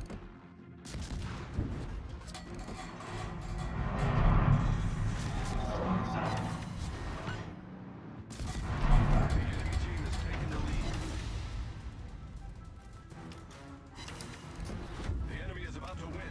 The enemy is about to win.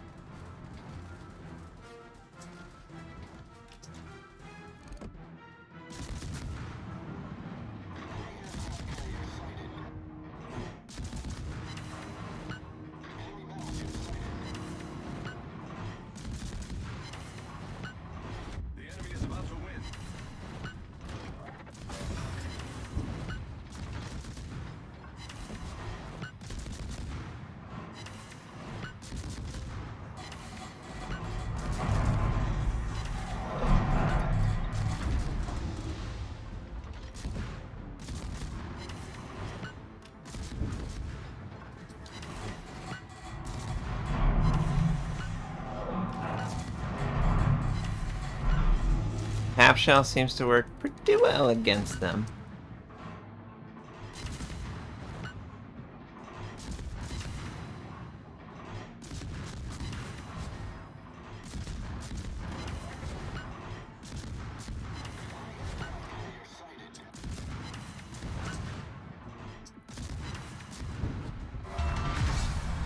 Enemy aircraft carrier sunk.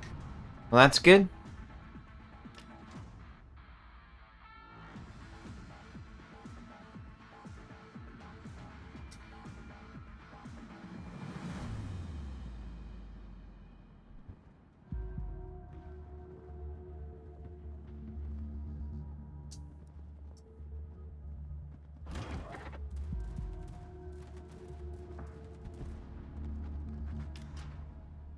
Nice, the Minnesota got All someone. stations, concentrate fire on the target. The enemy team has taken the lead.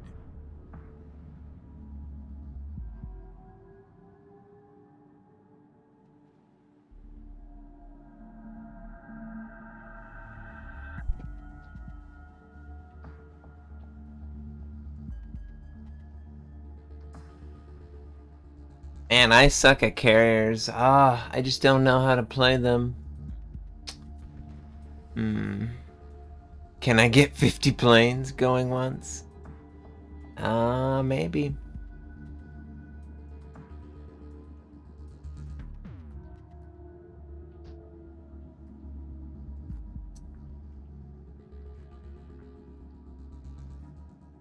This approach nature, he's having a conversation with himself. Hey,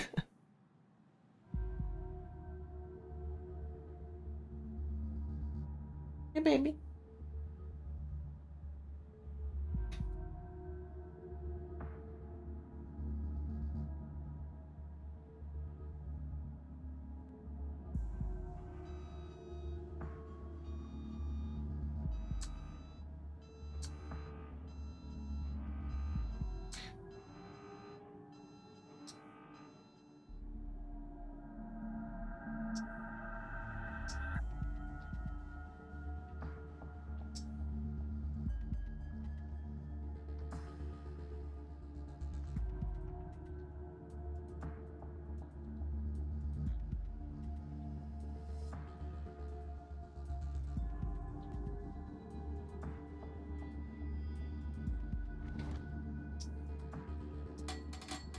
Concentrate fire. Fire on the Minnesota!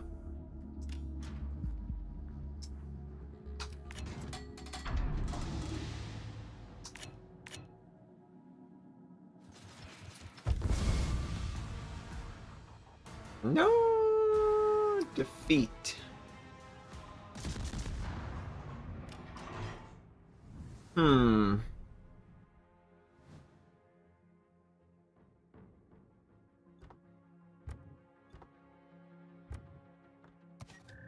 I guess it's okay. Wish it was better, but it could always be worse. Even more gun range. Hey, sweetie. Hey, cutie pie. Hey, baby doll.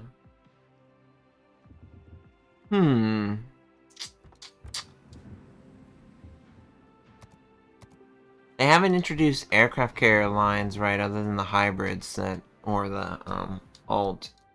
Yeah, the alt. Oh, I never unlocked the Essex. Really? Did I unlock the last one in Japan?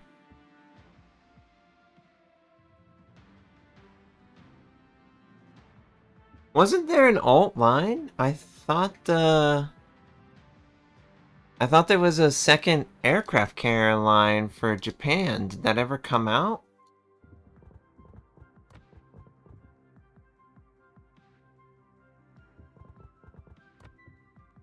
Only for America? Is that for real, chat? Can you answer that question, please, when you guys get it to your screen?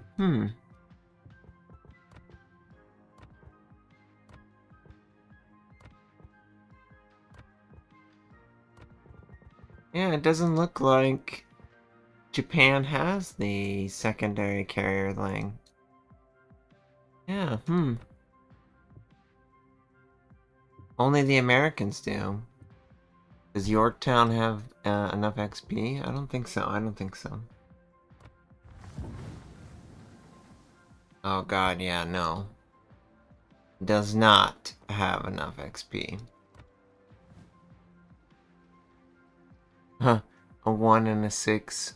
We're gonna use a 21 point commander.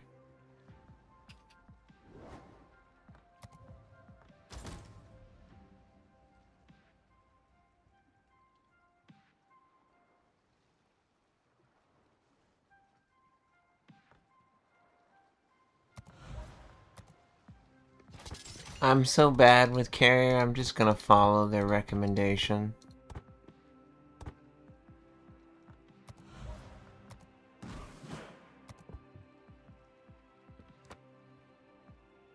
Squadron, consumable, yeah. Torpedo, bomber.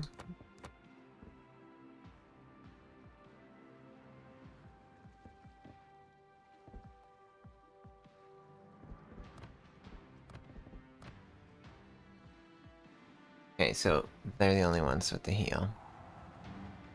Wish I could select Yorktown. That is primary.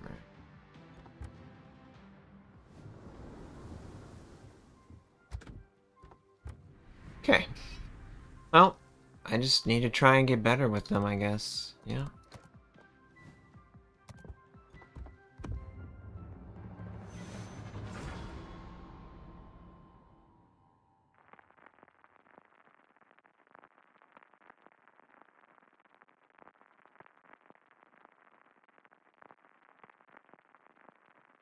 Oh, Admiral Bone, yes. Legend. GG legend.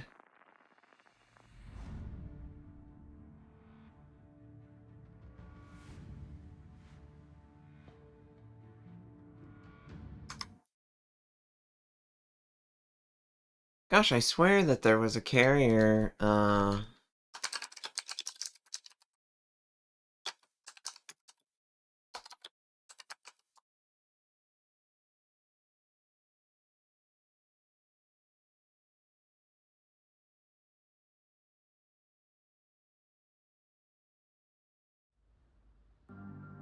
Action stations.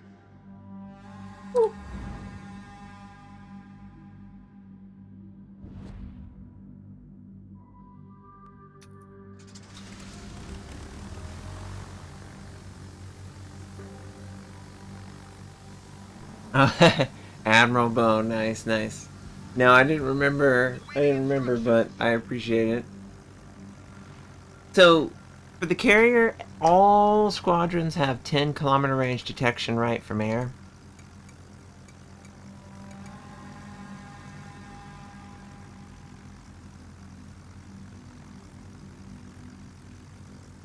Whoosh. I got you.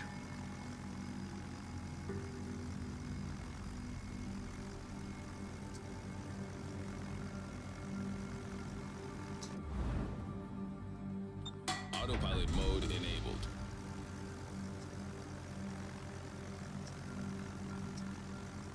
Enemy force detected.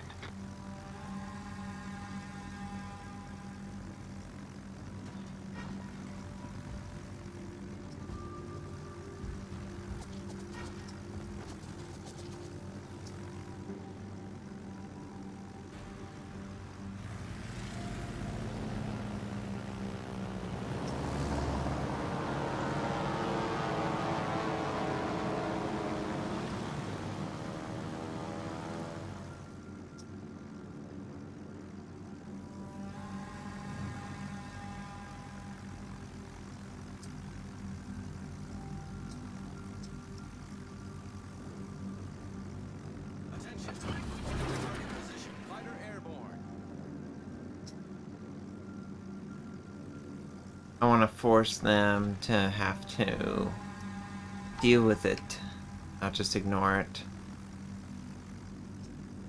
Alright, there's the Yugamo. I will get you, Yugamo. Engaging enemy.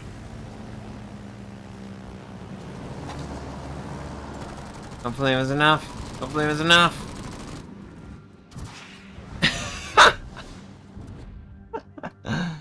I suck, I suck, I suck.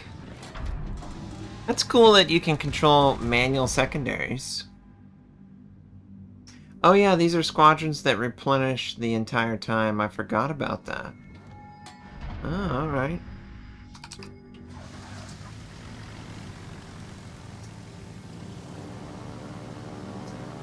They always have like a smoke curtain. Reached. Autopilot mode disabled.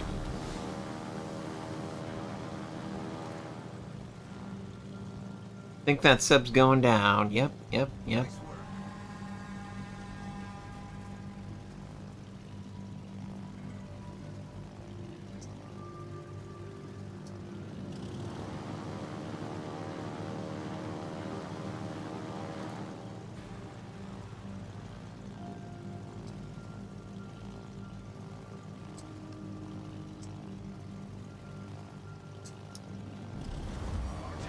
If it works better against the Yugamo than the other option. Engaging enemy.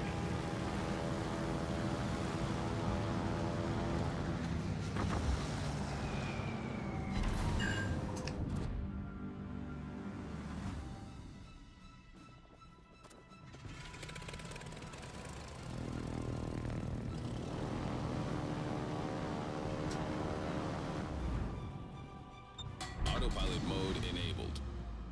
So I guess the ideal carrier player stays right outside of visual range, but close enough that he can benefit from the reduced distance.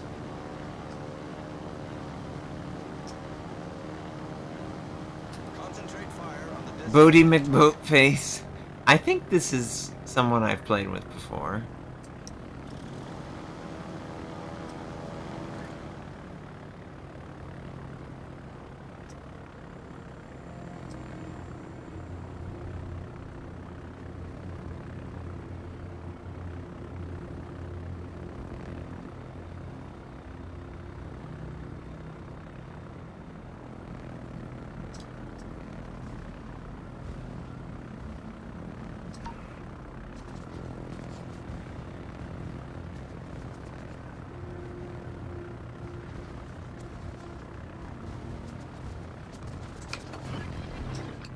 approaching target.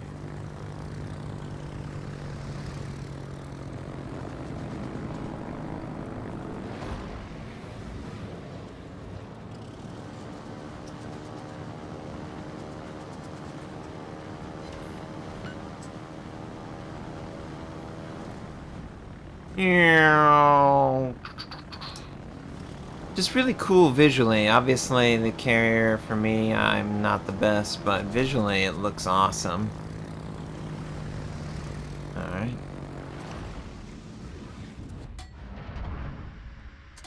Autopilot mode disabled. I think what I can do is Autopilot mode enabled. pull up, park it over there. The dive bombs seem to work decently on the Yorktown against Yugamo, but the Yugamo is probably met up with his teammates, so I should go after High Tide or something.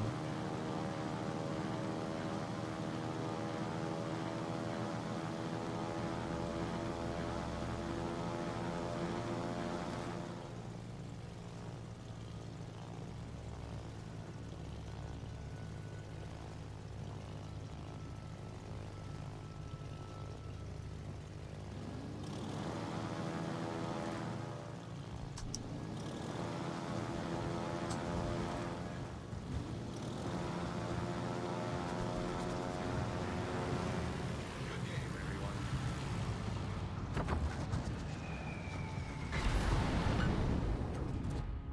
That was a good attack.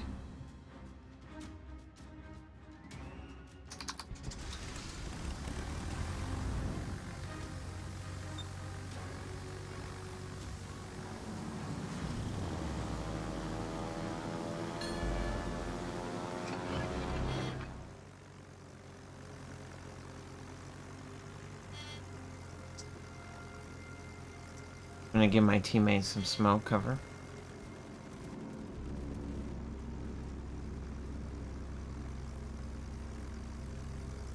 Destination reached. Autopilot mode disabled.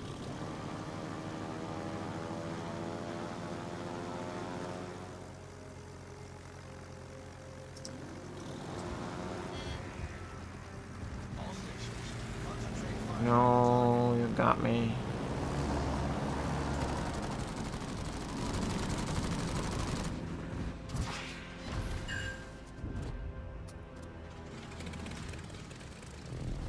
Our victory is in sight. I need help. Acknowledged.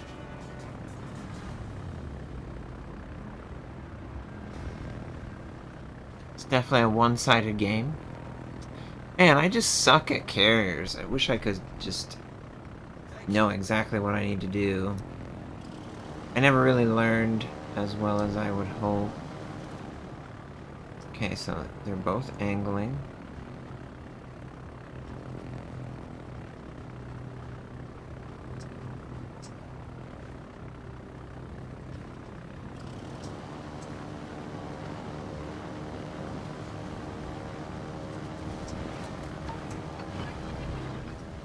Engaging enemy. Concentrate fire on the enemy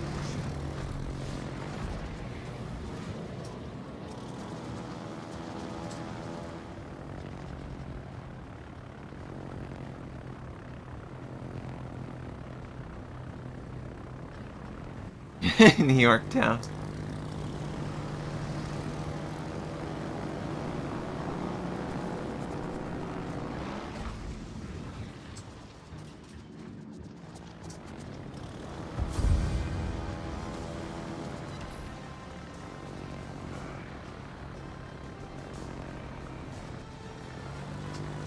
Too close, too close. Yeah, nah.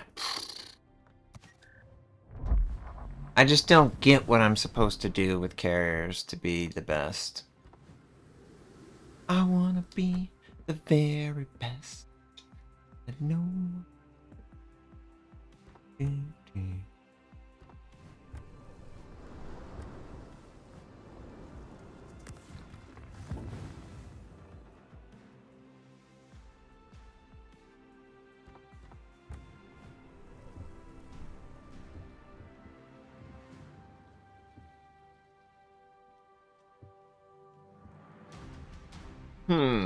Okay, if I want to get better at them, what do I need to do?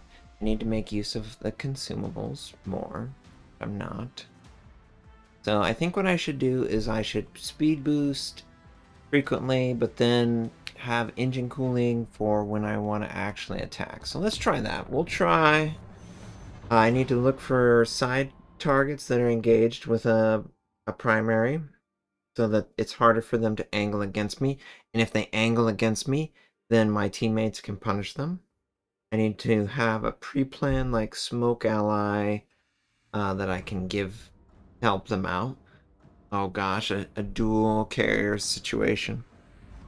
Okay, I definitely need to be a better teammate for my team. These are like infinite squadrons that I can just call immediately whenever I want. The HE bombs take more time to get across the map, but the HE attack aircraft are less valuable, effectively.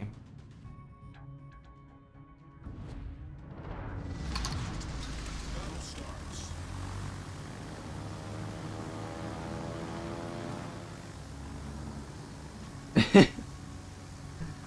Yeah, I'm just over here like, I wish I was better at this class. I suck so much, man.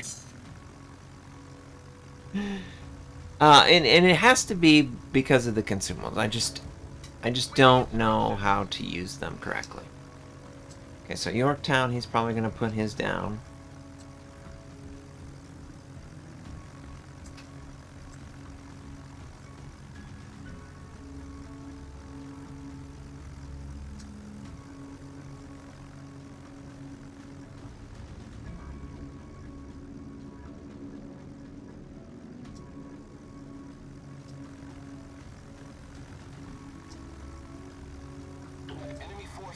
I guess I could use it to prevent them from capturing until they deal with it.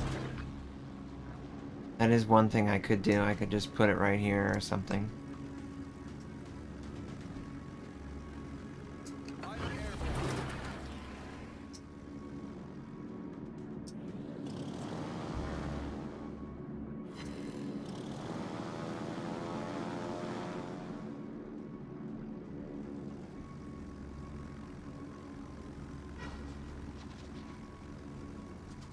Oh gosh, the hues. Oh, there's so many. Oh, they took spotting off of the fighters? What? What? Yeah, what has changed? What has changed with the carrier? Just assume that I suck so much at them that I have no full understanding of it. I they still spot. Okay. Supposedly. Okay, Chapayev's over here, so this is exactly what we want to punish. I know they all have 10-kilometer range. No, that's something they attack. Hit him, hit him, hit him, hit him, hit him, hit him. Ooh, that was nice. Nice, nice, nice, nice.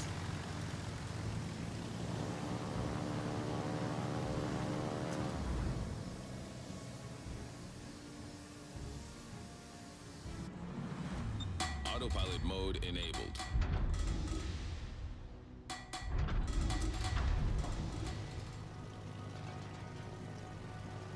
I wish they would have an RTS option for players. I think that would be awesome. Okay, Yorktown did one attack.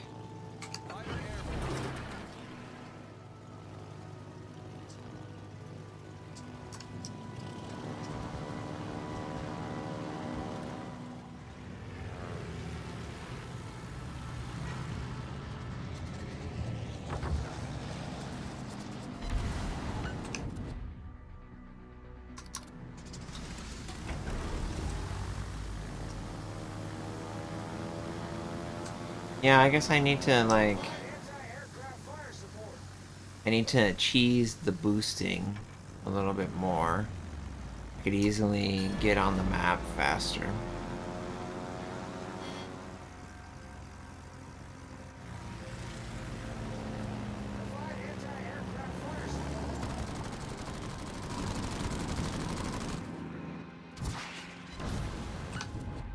Yes, got his nose with fire. Burn, burn, burn. Yeah, nice. Nice, nice, nice, nice. Okay, the Iowa, the Sheer, Vlad. Destination Nine. reached. Autopilot mode disabled. AA doesn't bloom with gunfire. Okay, what does that mean exactly? AA doesn't bloom with gunfire.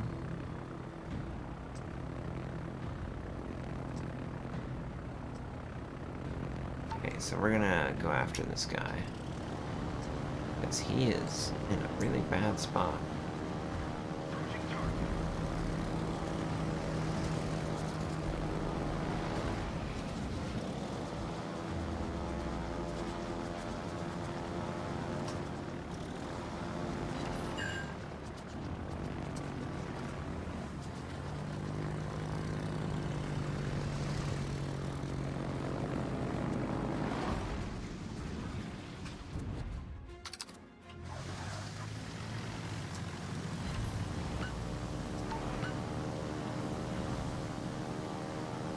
Okay, so they're attempting to help their teammate in the center, but it's not working. Nagato, let me give him smoke, 'cause he is low.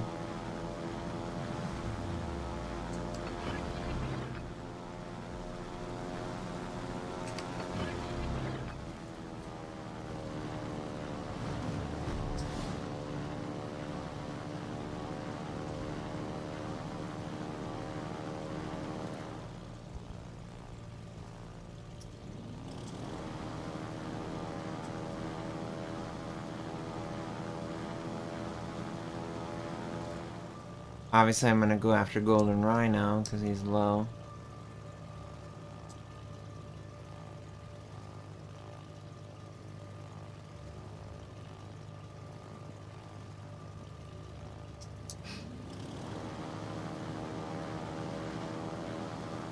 I would guess he's trying to survive. Yeah, that looks like he is.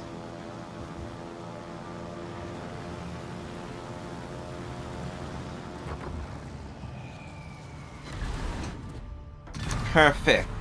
Enemy battleship foundered.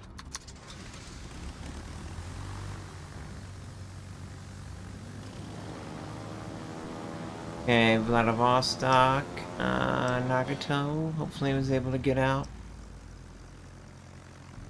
Looks like Vladivostok either ran into the island or he just wants to hang out by the island. Either way.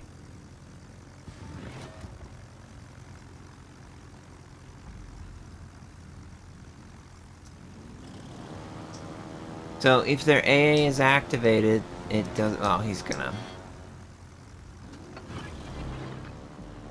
So if their AA is activated, it blooms out to their max AA range, right? Something like that. I think that's what you're describing.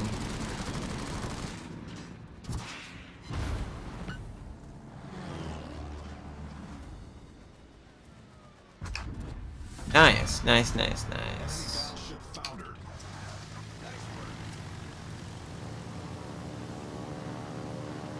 Won't ever go beyond it any longer. Okay.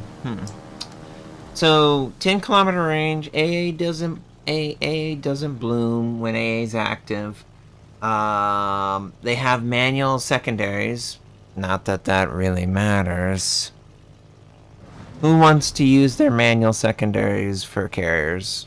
Nobody. Just play a manual secondary line now. Okay, so the Jaeger is in smoke.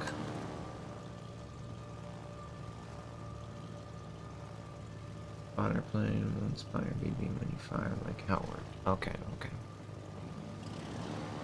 So, but the spotter plane still works, right? Quote unquote. It still provides intelligence, so I can drop it and fly away.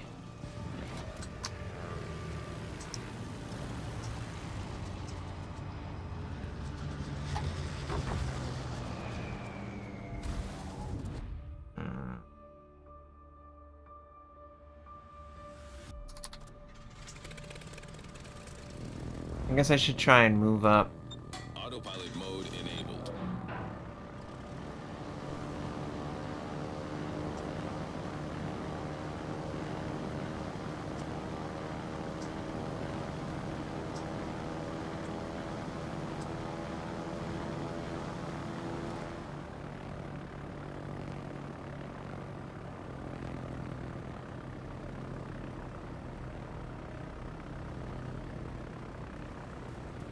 Okay, friendly has already covered his. Oh, it's a double fighter too, huh? And would I ever use the double fighter? I don't know that I would ever use the double fighter.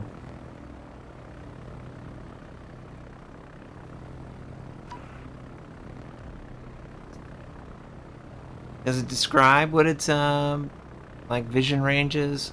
Detect enemy ships at a distance of no more than 2 kilometers? Wow, okay, so yeah, it's purely for like defensive.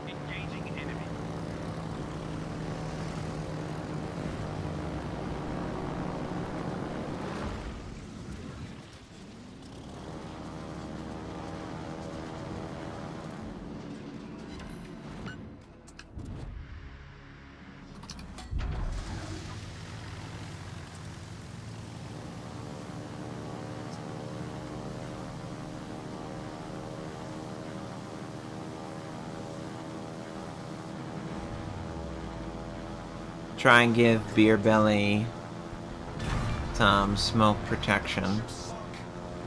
Destination reached. Autopilot mode Okay, disabled. can I get over here? Autopilot mode enabled.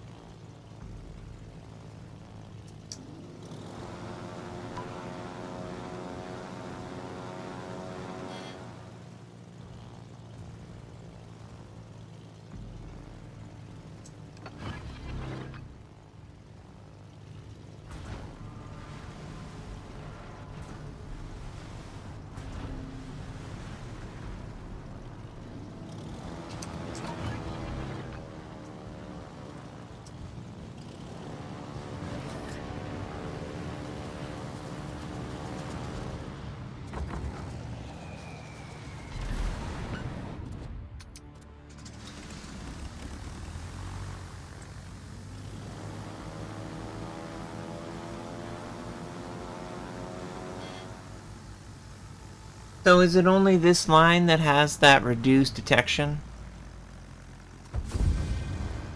Like if I go click on... That was a much better game. That's what I'm talking about. Okay, okay. So, okay.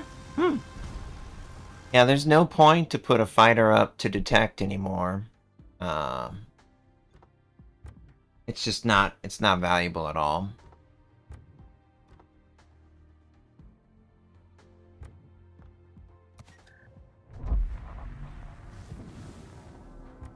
How much XP did we get? Okay. Alright. Alright. I think we got it. I think we have a good understanding. Yeah, just denial of other plane. Yeah, that's really all it is. But that's not how it works for the other line, right? So let me find... And correct me if I'm wrong, wasn't there supposed to be a second Japanese aircraft carrier line? Did they just abandon the idea entirely of introducing it? I only see one Japanese, two American, one Russian, one German, one United Kingdom. Is that correct for carriers?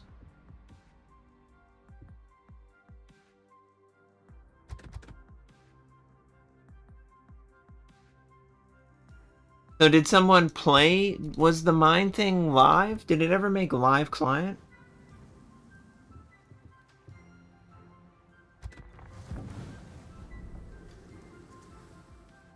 Okay, so yeah, Patrol Fighter. They never released that line. Okay. Wow. This is like blowing my mind because it was all ready to go. I swear I tested it. I swear I played with it.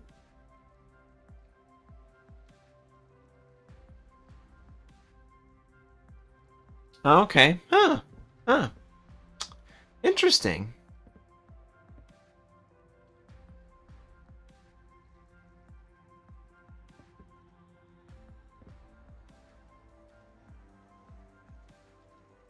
Yeah, it was in live tests in the test mode. Yeah, I swear I played against normal players.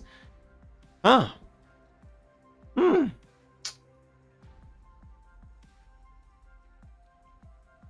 Yeah, and the mines were like inconvenient to avoid, something like that. I think I remember that.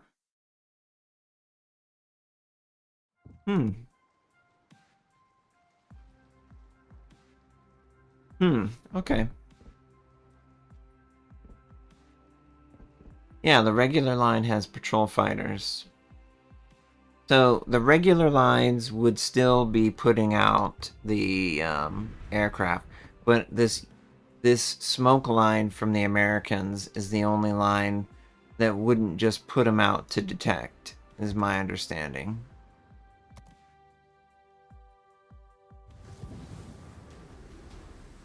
Yeah. Okay. Odd. That is an odd thing to distinguish. Huh. Man. You come to this game and it's like they make a unique rule for one single line and the rest are completely the other line. And that is something that's frustrating for sure to learn. Okay. Okay. So the Yorktown line will only use it as a defensive or an attacking enemy squadron, or like a friendly over a friendly ship, or in the path of the enemy squadron. You would never use it for spotting enemy ships. The other ones you can still use for spotting enemy ships.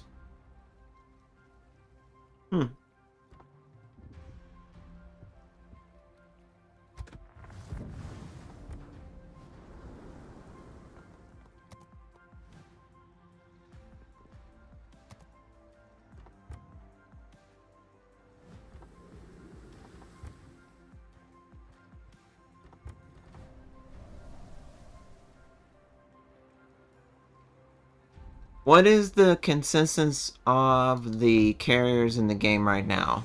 Are they the most hated or the second most hated class in the game? Like, if you had to choose right now who you would rather not play against as a surface ship, aircraft carrier, submarine.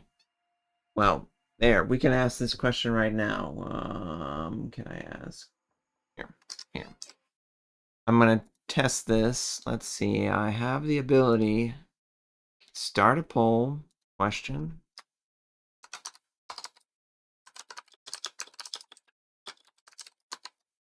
Who do you fear more? Subs?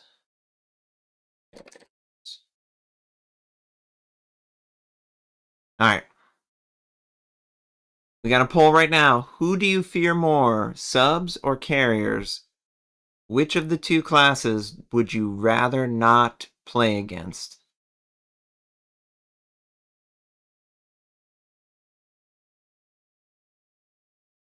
Obviously, the shotgunning has been nerfed. You know, with the shotgunning nerf, as they are right now in the game, which would you rather play against? Or which would you rather not play against?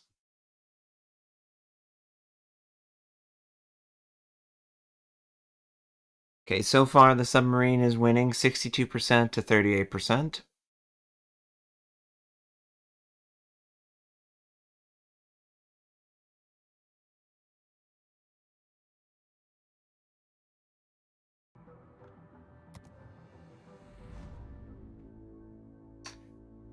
Wow, this is a very battleship heavy game. 5, 6 per side? Yeah, 6 battleships per side. I love being a light cruiser in a 6 versus 6 battleship game. This is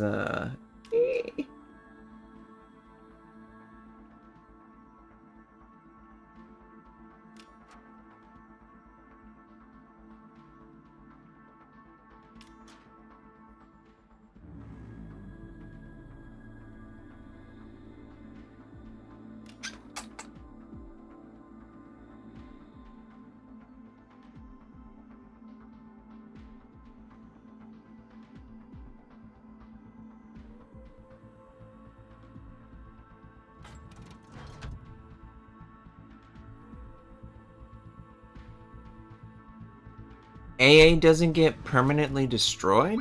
What's that, Odin? What'd they do to the AA situation?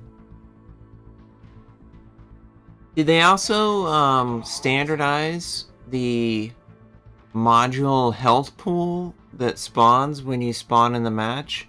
I saw that. One of the things that they used to do is it would randomly generate within a set range the health point pool of AA guns and secondary guns and things like that.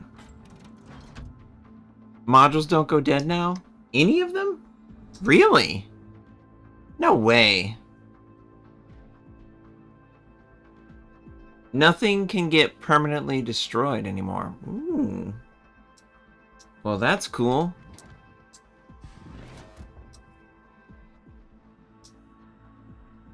So yeah, they get knocked out like main battery. Okay, that's cool.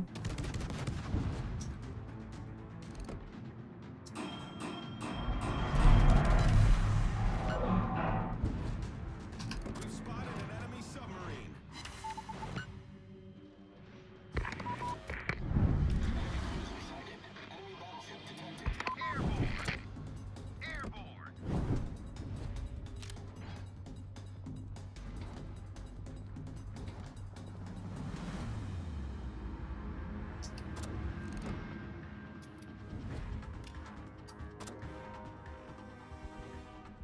feel like that was an overly optimistic play by that cruiser. But he could also have been, you know, shitting his pants thinking, oh my god, I have to go against 6 battleships. I don't want to play this match.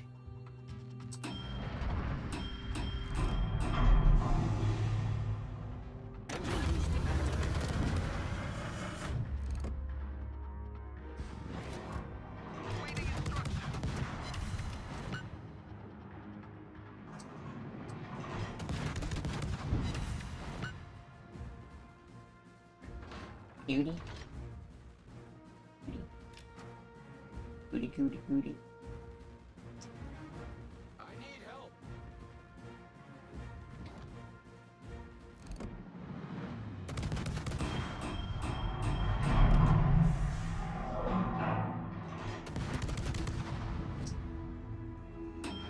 Yeah, what did the rock ever do to me? He looked at me. Don't like it when rocks look at me. They're just stone cold.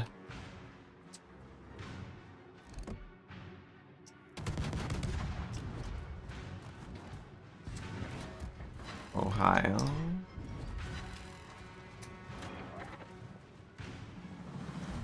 Hmm.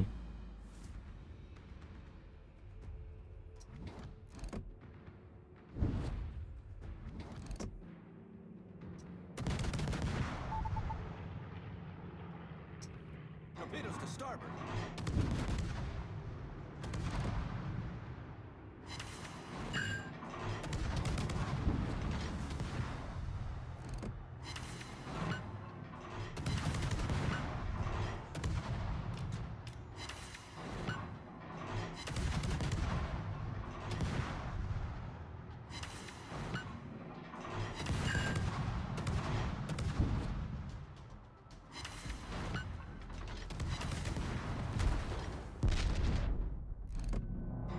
The Vermont.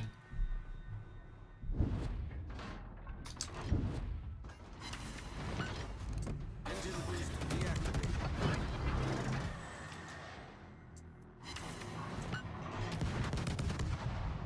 And that's the bottom line, yes. They're dense. They're solid. Gosh, this is an awful match to be in. With so many battleships. Fire on the designated target. So, if I click on my A guns... Roger. Oh, okay, so the status is still displayed, but it's... God, who is that? Must have been... Who fired on me? I can't even tell.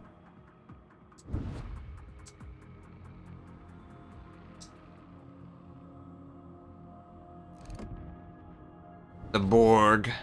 I recognize that skin. Okay, so AA doesn't officially get destroyed, which is cool, obviously. So submarines can't do any damage regardless of homing and dumbfire within 3-kilometer range. But they're still a B to catch, right?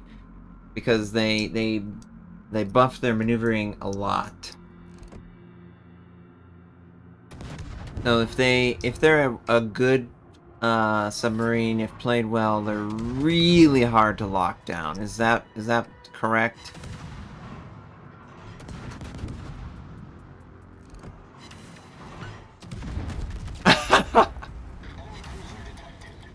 All right. Hey, it was inevitable. That was always gonna happen. That's a squishy game there. I'm not really upset that I got out of that match.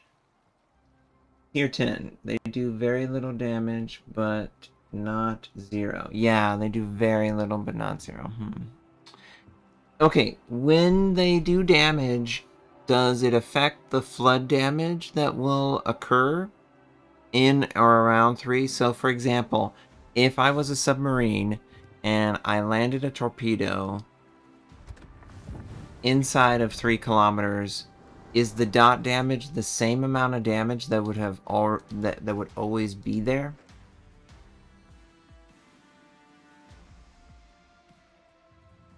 The flood damage is not affected, so going for dots still is beneficial inside of 3 kilometers. Okay. They haven't made any changes to the submarine commander skills, right? They're still the same things, right?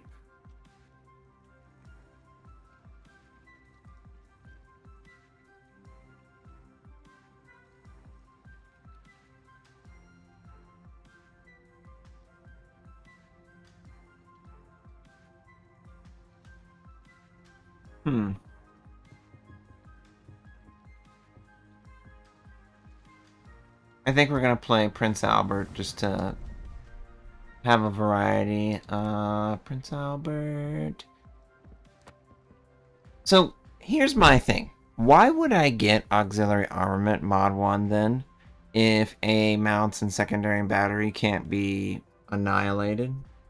Wouldn't that be like wasting that slot? It's like less valuable than it was and they didn't buff it at all. So it's kind of confusing to me that they wouldn't buff the auxiliary armament in some way. Like, why not make it so that auxiliary armament was more beneficial? So, if I'm for AA protection, I find it rarely ever going. Yeah. Out. Yeah, they don't go out anymore. So, Huh. Yet some of the builds recommend it. So they made these changes, but they haven't updated the way that the game displays the changes, correct?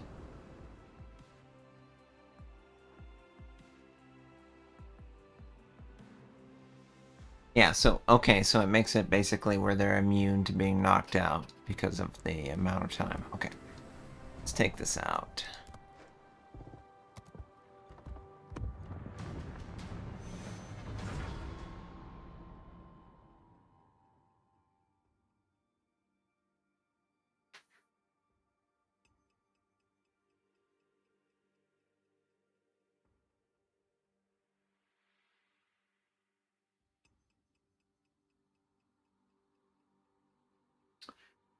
They still have random hit point for their module?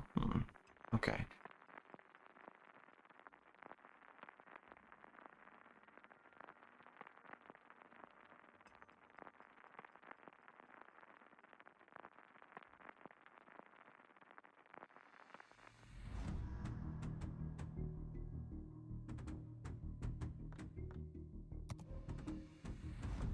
Yeah, I guess because you could just get like a really bad RNG roll in your... You could get your secondary health to be like really low. So they would break faster than other... I still feel like if it doesn't go out completely, it's better to keep your main battery from being incapacitated because that one gun cycle could be the difference between killing an enemy ship and not. Whereas having your secondaries get knocked out one time, this one gun, for 1 minute, doesn't really seem like a huge downside to me. Oh, the modules have a fixed hit point now? Oh. Do you guys remember what developer blog post highlighted these changes?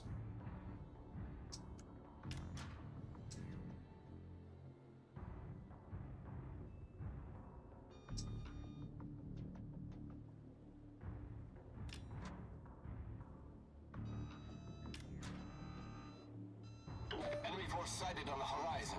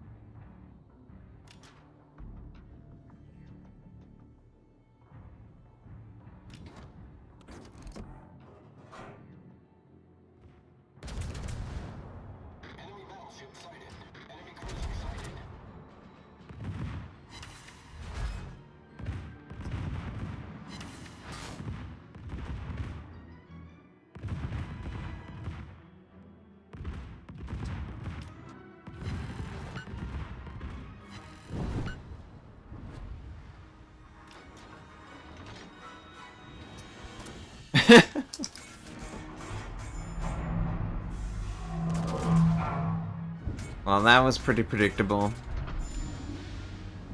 Come on, Citadel Nottingham. Enemy severely damaged. Ooh, Papa Master Goat! You're gonna bah no more, friend.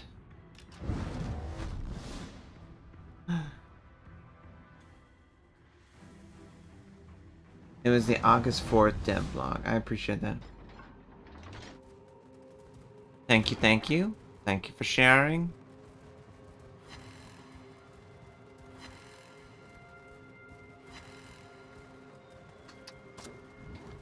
And then again, I can attack with my secondaries and it doesn't increase my detection.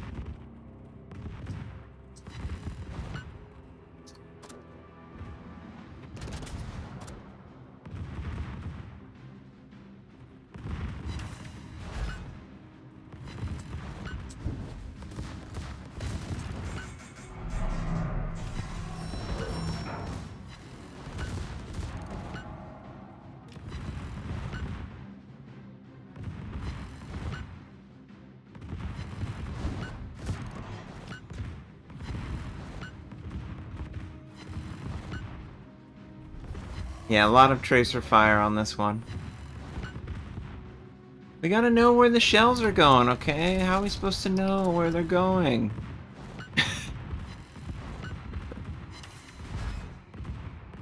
I would say the Richelieu is going to die very soon.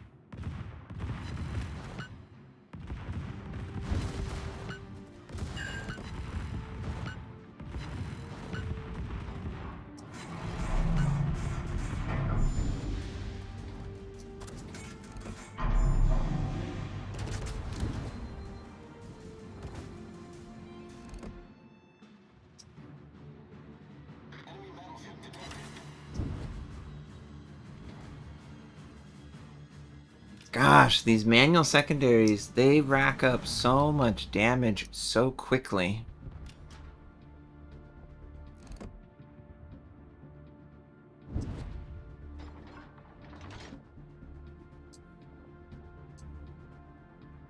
Yeah, it's pretty insane. It is really insane. Okay, we're gonna use Hydro for... Oh, mines did too, okay. Shit.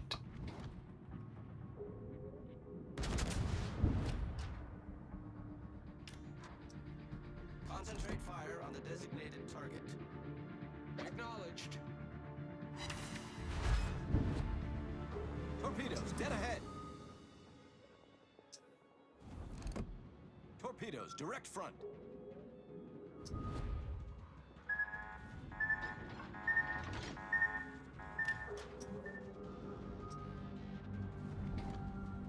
I guess I should mess with the gearing. Because he's gonna mess with me. Yeah, roger, roger. Affirmative. Affirmative.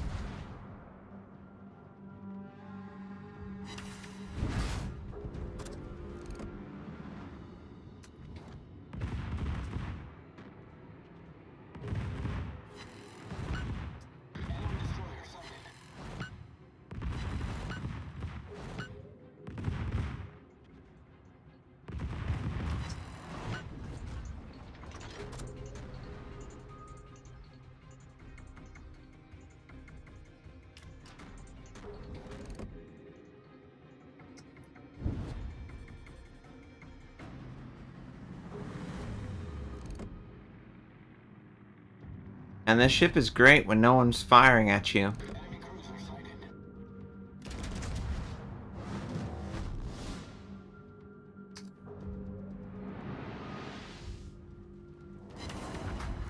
We've destroyed an Oh, yep.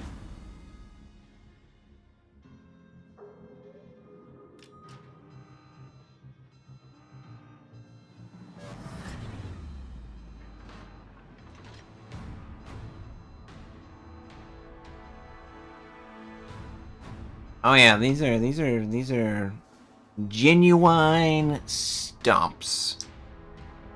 The steamroller is driving back and forth. He's really making sure that the target is as flat as possible.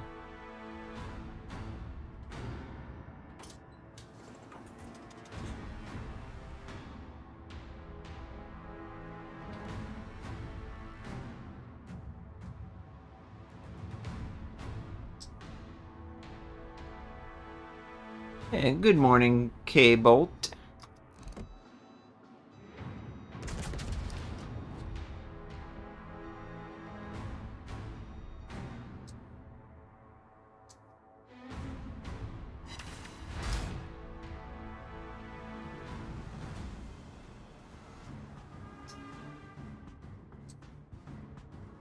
Try and help mines.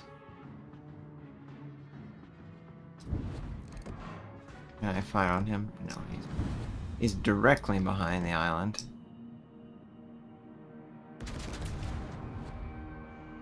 Looks like Illinois has slowed down, so I'm aiming directly at him. Hopefully the shells disperse into anything useful.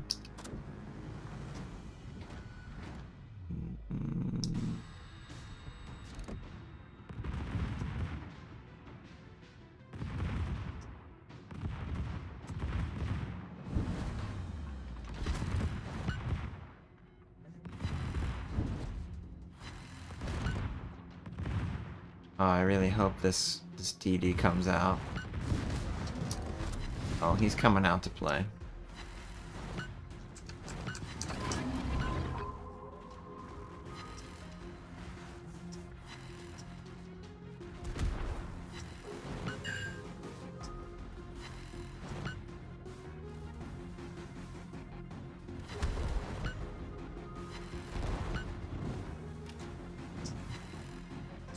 Torpedoes, dead ahead. Torpedoes, direct front. Victory is in sight. God. Battleship destroyed. And this line has to have like the highest damage per minute if everything's firing. It just has to. I can't imagine that there's a line that does more damage than this. Hey baby, you doing okay? Yeah, you doing okay? I love you.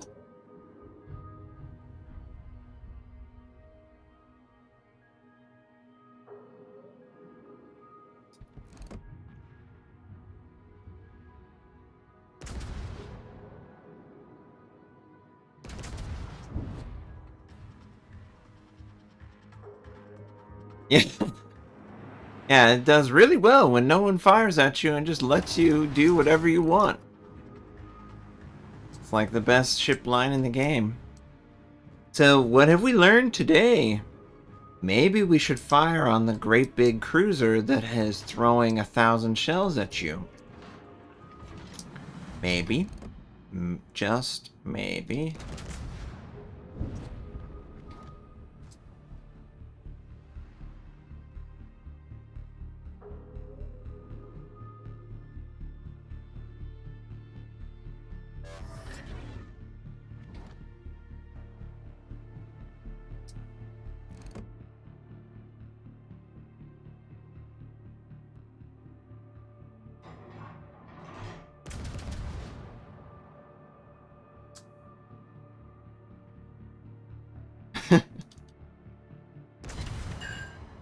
We've learned to ignore the enemy and allow them to do whatever they want.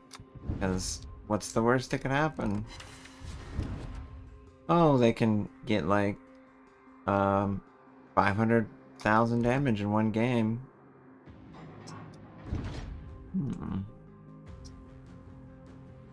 Yeah, I mean, I feel like the carrier's right there, so...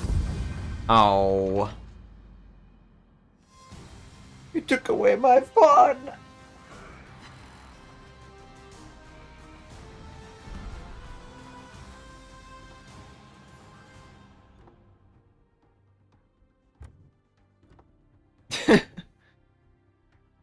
Oh, man. It's definitely a cool line. Now, how viable it is, it remains to be seen, but it's definitely a cool line. I hope to get better with it. I certainly will try.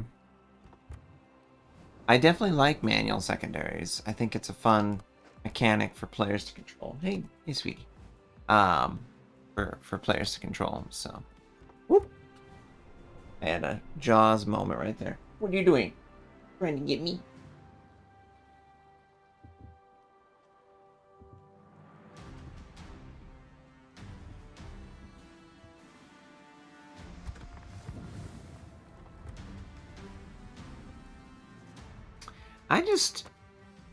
These Soviet submarines just leave a lot to be desired. They just, I don't like enlarged propeller shaft. Much as I like enlarged propeller shaft, I just don't like it. I like incoming for the warning, early warning, so I can dive. Torpedo crew reduces torpedo reload while detected. No. Dive capacity. No. Last stand. Partially sustained. Preventive maintenance. Consumable enhancement. Action time. So how long is that really? So 5% longer action time on submarine surveillance. So I can get 110 for...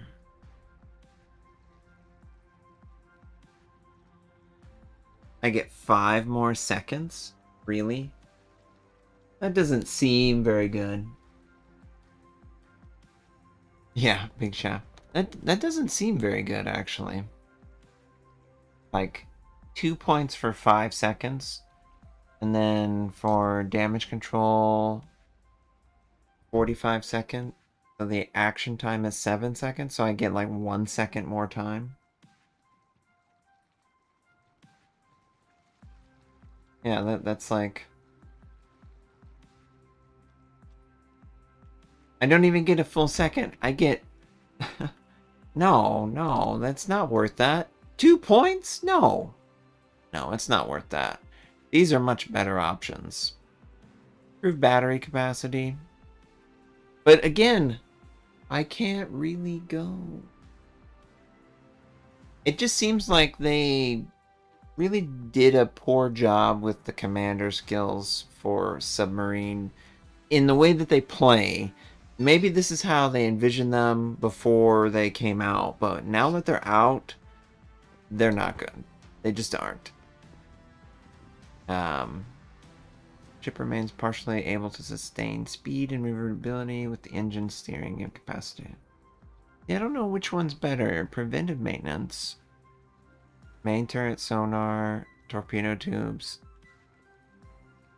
Maybe preventive maintenance is better. Watchful is just OP. Watchful, honestly, Watchful probably shouldn't be in the game because it's just too strong. It's an easy third skill. And Adrenaline Rush, I mean, you won't take that much damage, but you'll still take damage. After activating Hydrophone consumable. Ping effect duration, highlighted once. Duration of ping effect on twice. So I guess Sonar Man is supposed to combo with Hydrophone. But Hydrophone doesn't have... It has a really long cooldown. 80-second cooldown. That's like ridiculous. Like, so once every minute and 30 seconds I can get this to be my benefit. So that's 1, 2, 3, 4, 5, 6. So once every 6 pings. Is that right? I don't think it's worth that. The other ones are much better options. I think Adrenaline Rush... Well, I mean, yeah, okay. We'll go Adrenaline Rush. Increases dive capacity. Preparation reload time. This is very good. Very good. Consumable number. Well, it'll only affect that one. Improve battery position. On the surface while less. So this should allow me to stay on the surface for less time. So I think that's a good. And increases ping velocity while less than 33% of your sub's maximum dive capacity remains. Such a specific condition. I almost wish Sonar Man might be the one I take. This is a 19-point commander. I think I need to have Liquidator. So then that means 19, 20, so I have 3 points. What could I possibly... I mean, I guess I could get that. Or I could get these two. This is for detection by the enemy. Oh, the reload time. So 15-second reload. We get 1.5 seconds off that for 10%.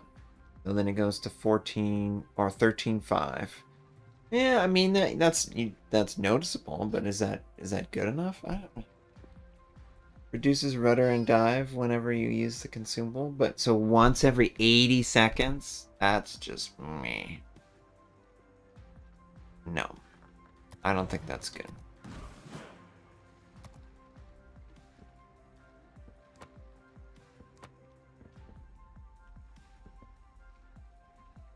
Torpedo tube. There's nothing that mentions the sonar. Yeah.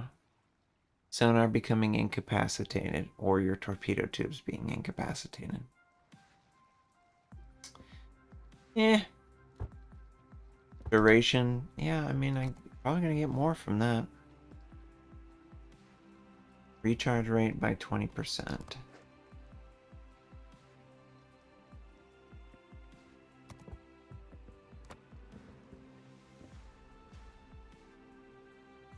Improves your dive capacity, recharge rate.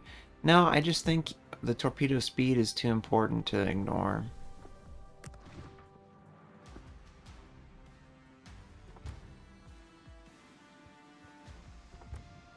Okay.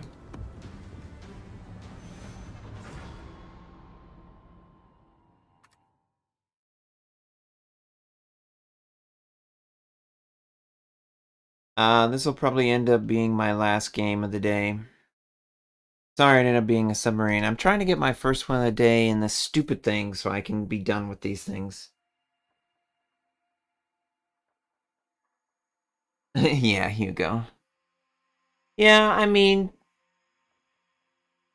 they did say that at one point in the game, but so many companies have backtracked on things that they've said they wouldn't do.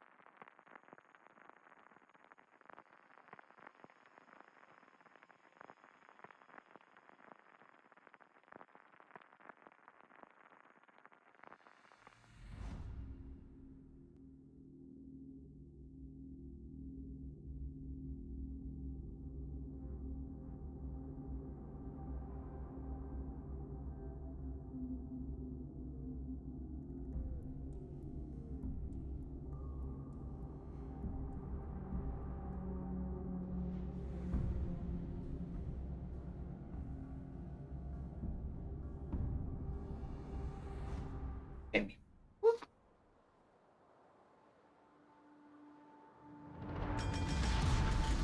Action stations.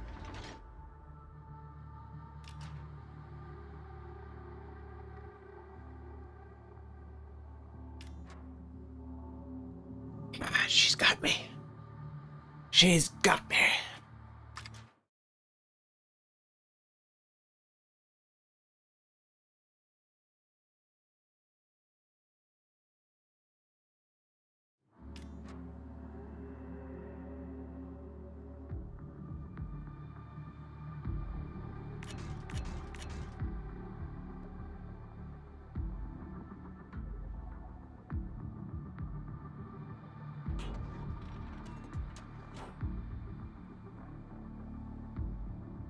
Yeah, I can't understand the missiles. I mean, I get that the missiles exist on modern ships.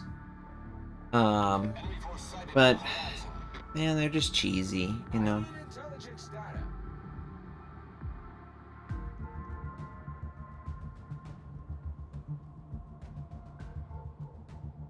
Yeah, the 25 hitting across the map, yeah.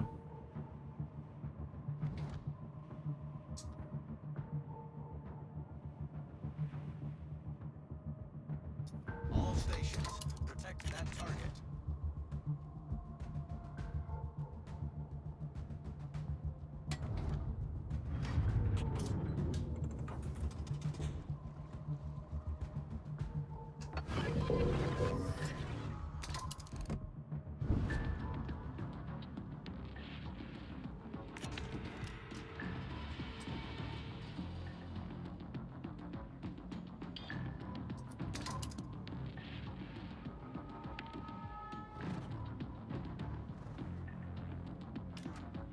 Hello, Artie.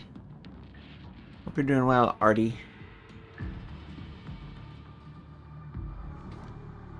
Torpedoes to port. Torpedoes, Hey, get ahead. torpedoes.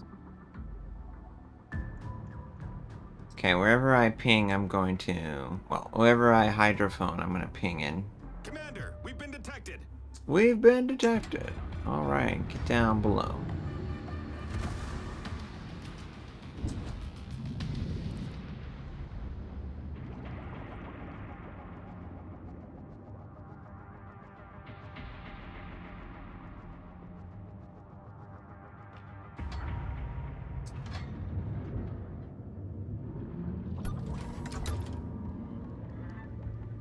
Hey, yeah, I mean, he's, obviously he's pretty good. He's pretty good.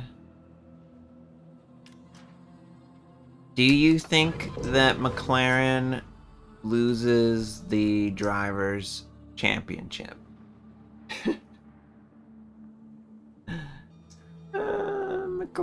McLaren. Commander, we've been detected. Torpedoes to port. Torpedoes astern.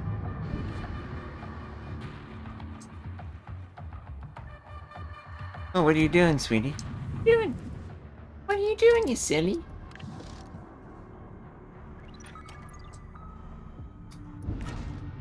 We're hull below the waterline. We're flooding quickly. Ship is on fire.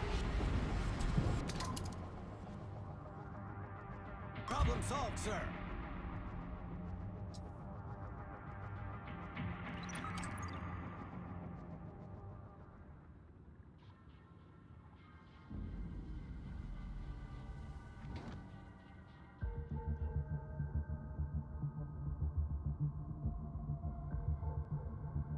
Commander, we've been detected.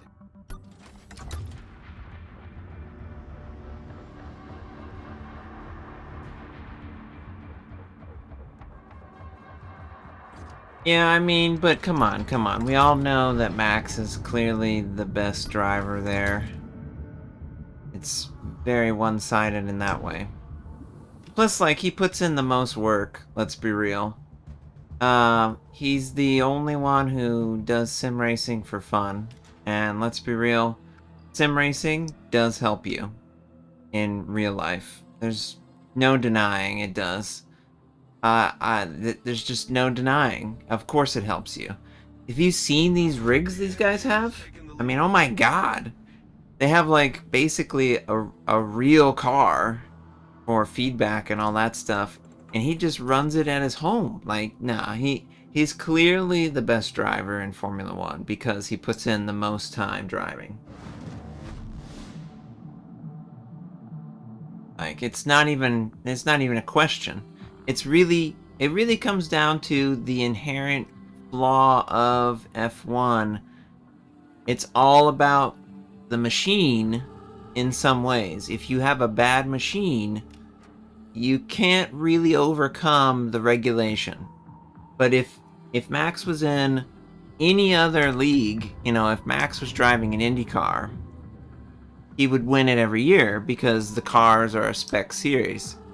where it's not going to be the variance isn't going to exist where, you know, someone could like cheese it a little bit, you know what I mean? He's obviously going to be far better than any of those guys, and equal equipment. The only reason that he wasn't even in the picture was Red Bull screwed up for like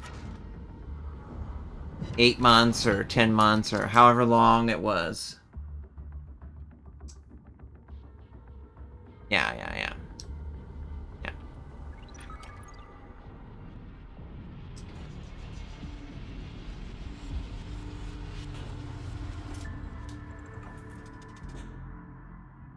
Wow, what a one-sided game. Absolutely a stomp. Could not be more one-sided. Oh, jeez.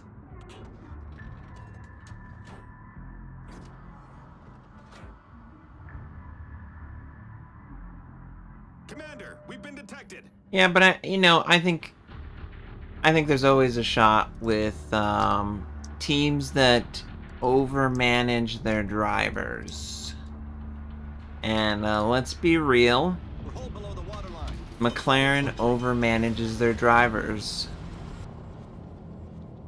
It's one of the things that just is so fascinating to me in Formula One. It's almost like they have like a political motivation to choose a driver to be their representative. It's like, we're always going to make this driver our number one. It doesn't matter the situation. They will always be our number one. Even if it doesn't make any sense to the race and whether the person's on a hot streak or something like that, they will go down with that poor decision because they feel like it's the right choice as an organization, which is just idiotic to me. Why would you throw away a guaranteed win?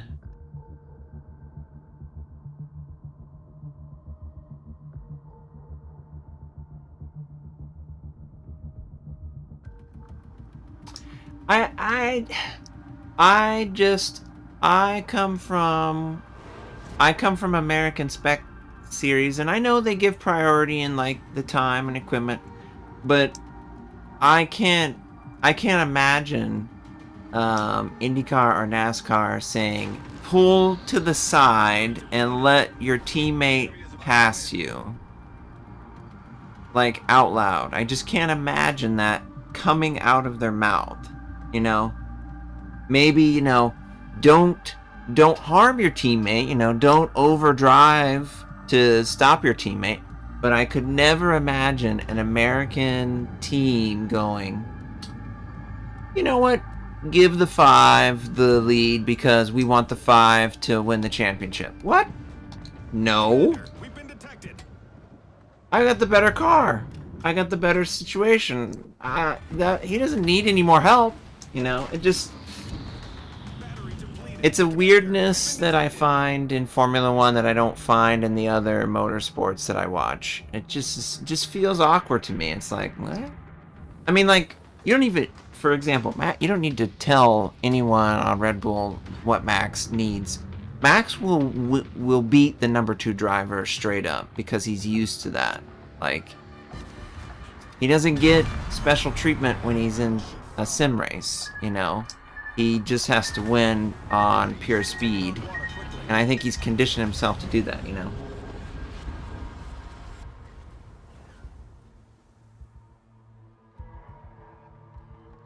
But here's the thing. In other series, drivers can race each other and not wipe each other out. Now, yeah, they'll wipe each other out, and I do find it hilarious. It almost is like in Formula One, they're so unfamiliar with the idea of racing a teammate. They have no idea how to race a teammate cleanly, you know? It's like they want to help their teammate get ahead of the cars following them, but they also don't know how to just race them cleanly enough that the time isn't dropping off, you know? Like, I don't know. I think that just, You know, have your two drivers race each other cleanly. Don't wipe each other out, but race. No team orders. May the best man win, and you know the best man will win. Period. Don't be like, oh, you know, we really like Norris. He's a nice guy. Yeah, okay. Good. Good for him. It's just comical to me. It's so funny. I find myself laughing so hard every time there's something like, let the guy pass. Oh, you know, and half the time when they do that, they get into more wrecks or more accidents than they would naturally get into. You know, it just as awkward as like a playoff in NASCAR is, the team orders in Formula One is equally or more. It's like, what were they thinking? That's just the thing I keep saying to myself.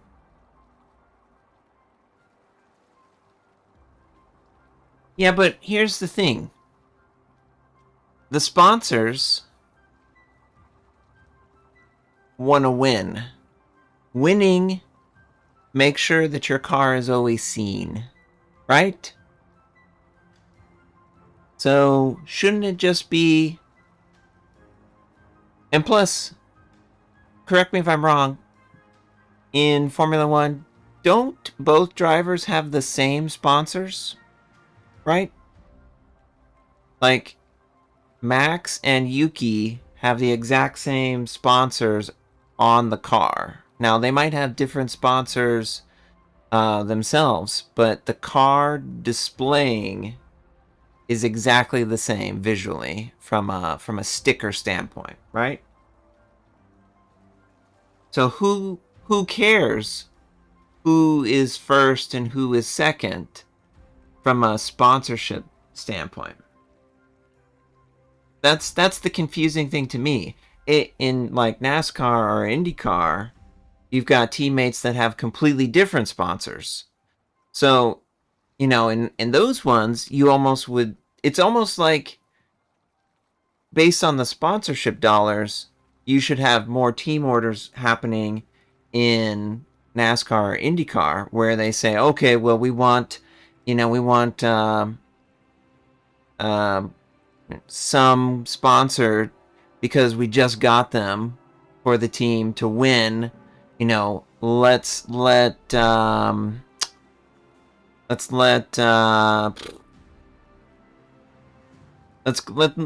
Bill's Plumbing win over, you know, like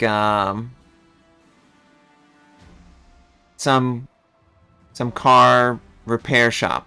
Like, wouldn't that actually be the case in those where they have like a brand new sponsor that's giving huge dollars towards their bigger team? Wouldn't you be like, hey, you know, let's let that guy get a win this time? But in Formula One, they literally have the exact same stickers on both of the cars.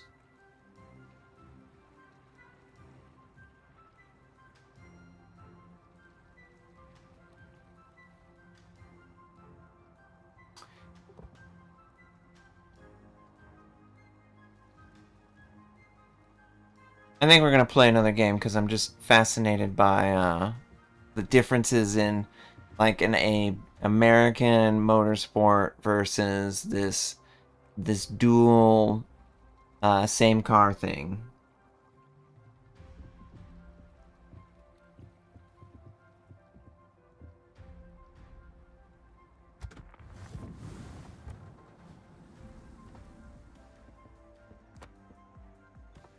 And I get that sponsors want to be seen with certain drivers more because they're more charismatic or they are winning more often, or I get it. I can see that. It's easier for them to print a poster with Max in 2005 or, you know, 2020 and have that same poster generate money in 2030. It's like Jimmy Johnson and Lowe's, or God, what was another long-standing sponsor? Wasn't it Michael Andretti and Texaco? You know, it's way easier to just make that one-off sponsorship deal and have it carry for 10, 15, 20 years, whereas you don't really need to do that in this type of environment. It's just so weird, you know? If you really think about it, why would they give a crap? Awaiting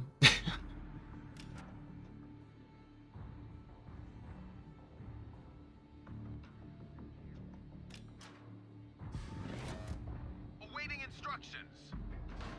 Good luck and fair seas. Yeah, I mean, obviously, that's the benefit of having one winning driver.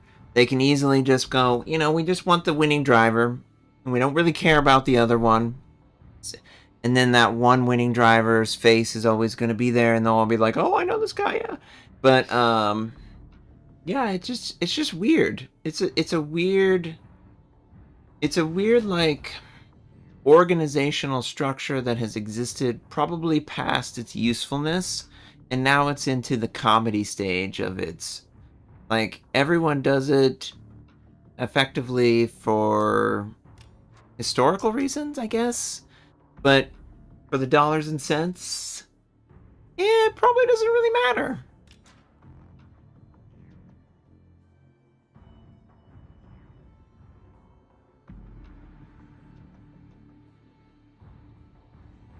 Yeah, I mean, that's true of all of it. Like, do you guys honestly think that, like, the Red Bull drivers drink Red Bull? Or the Coca-Cola drivers drink Coca-Cola? Or the, you know, the... What's another example? The Gatorade drivers drink Gatorade, or the, you know, the Heineken drivers drink Heineken. I mean, they don't. Most of them don't do that. Great example. Concentrate fire on the Um, target. Rusty Wallace was synonymous with Miller beer. He doesn't really drink Miller beer. You know, he prefers other beers. So like, Concentrate fire on the target. all of that's kind of BS. You know, it's just like a made up thing, and it always has been a made up thing. The kind of blind loyalty to the product. They're not blind or loyal to these products. Just like sponsors coming to me or to, you know, influencers, you know, they're not actually exclusively into these things, you know.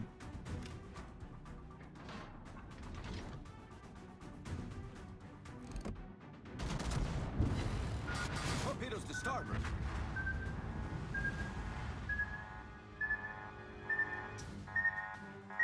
Hull breach. We're taking on water quickly.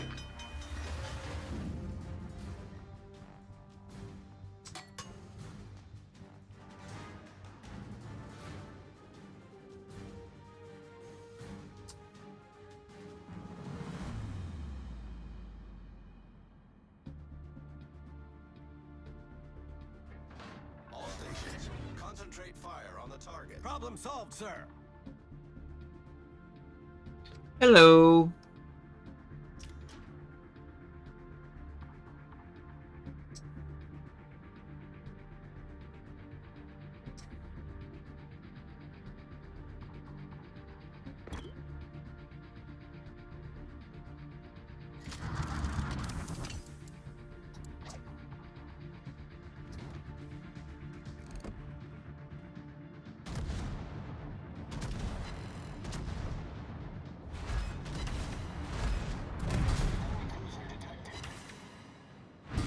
Enemy heavily damaged.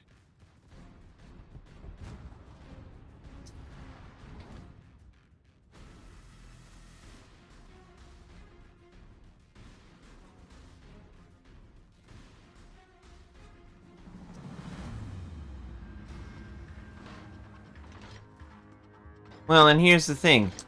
Who who wants to drink milk immediately after being in a hot car for like 3-4 hours?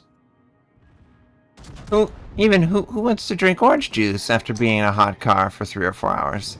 You know what I want to drink when I'm in something for 3 or 4 hours? Water.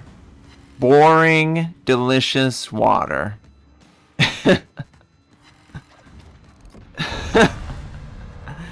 I think if I was a driver, my sponsorships would be the most boring possible. It would just be H2O, you know?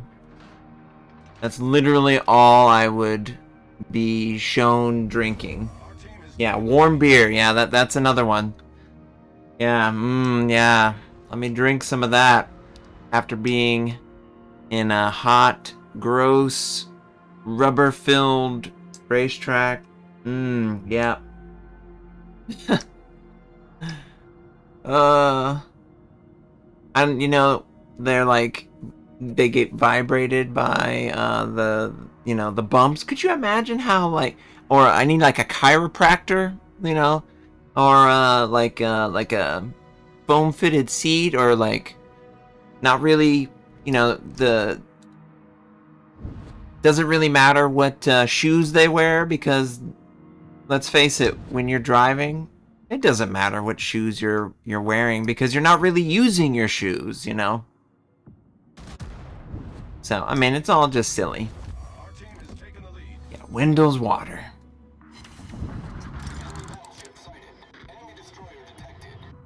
But that's not fun. Or like man, back in the day when it was beer and cigarettes, could you... The last thing that I would want to consume immediately following a race is beer and cigarettes, I think.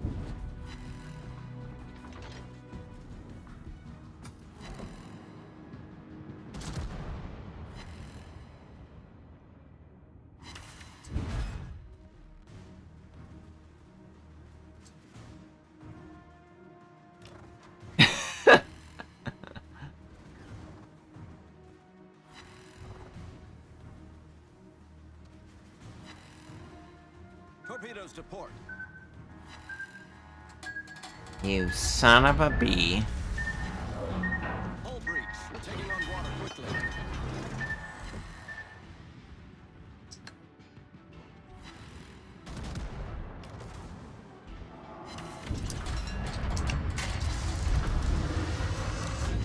Reporting a target position.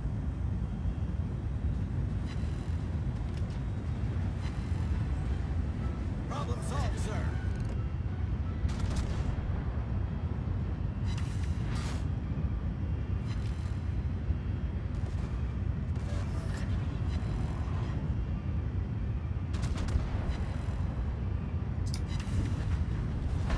Victory is in sight. Enemy cruiser sunk. Affirmative. And then I don't know how much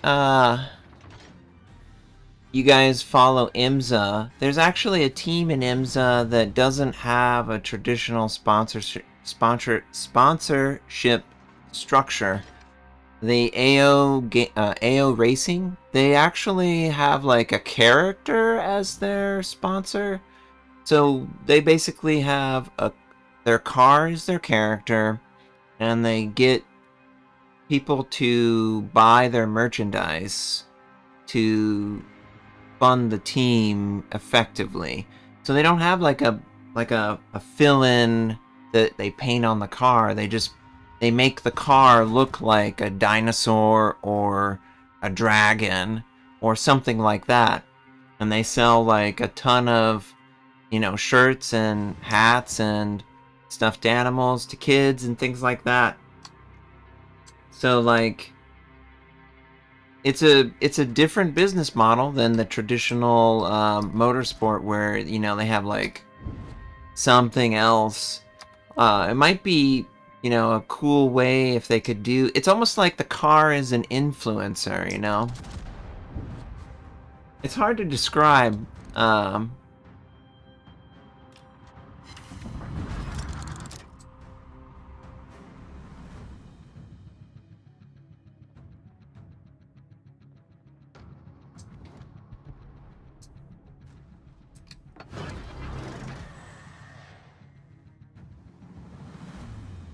It's a rage quit.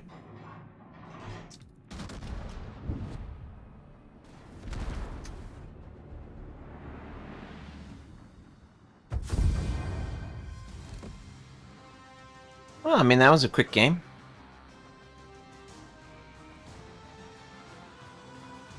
And the interesting thing is, like, AO has won a lot of championships with this business model. It's almost like, it's weird. It's almost like it's easier for them to focus on the races because they make their own, like, merchandise. They don't have to, like, serve a sponsor. They don't have to go do sponsorship gigs and things like that. They just show up and do, like, appearances with the car. The car is what people are looking at. It's not what's on the car. They're actually they care about the car, Yep. I can't believe we survived that, but hey, that works out. But yeah.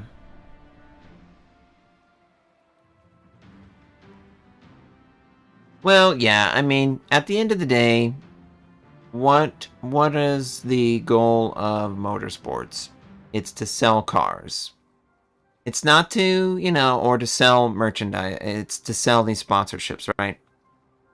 But the number one is to sell Fords and Chevys and Toyotas and Porsches and Mercedes and Ferraris and McLarens and, that's the number one reason to sell anything from motorsport. It's the cars first and foremost. They don't care about anything else. The car brands do not care if they aren't selling cars. If they're selling cars, they're happy.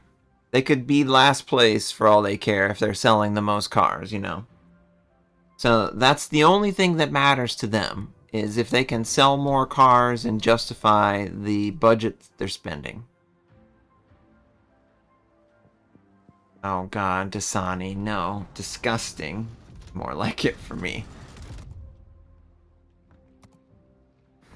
Like, the moment they stop selling cars, the moment they pull out of these things, so...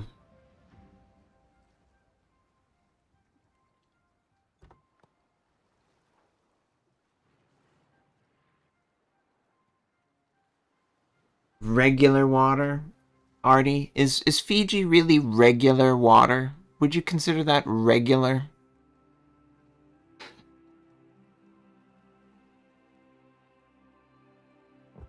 Anyway, I had fun hanging out with you guys. Hopefully you guys did too. My next stream I'm gonna try and stream at different times with different things. This stream, I tried the automatic ad break structure for YouTube. I have never tried it. I don't know if it was inconvenient or if it took away from the streaming. So I will be curious to see after the fact and review it. But I thank you guys for tuning in. Fiji? Yes, it's volcanic tap water.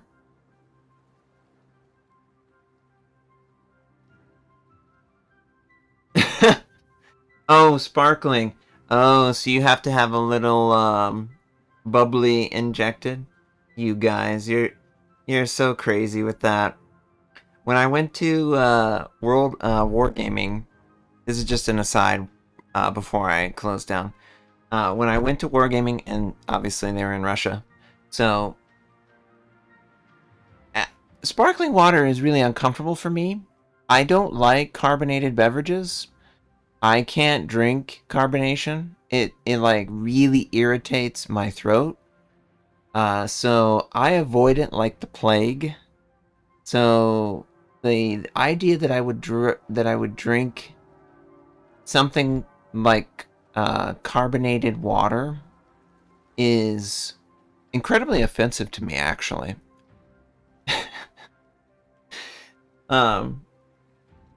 So I avoid it like the plague. So for me, it's not even an option. Sparkling water is not even a real thing, okay? Yeah, it dries me out. It makes me like cough, and I think I have some damage inherently in my throat. So I've always had it. It could have been when I was developing, but yeah, I just can't drink carbonation at all. It just ruins any drink for me. I just hate it. Absolutely hate it.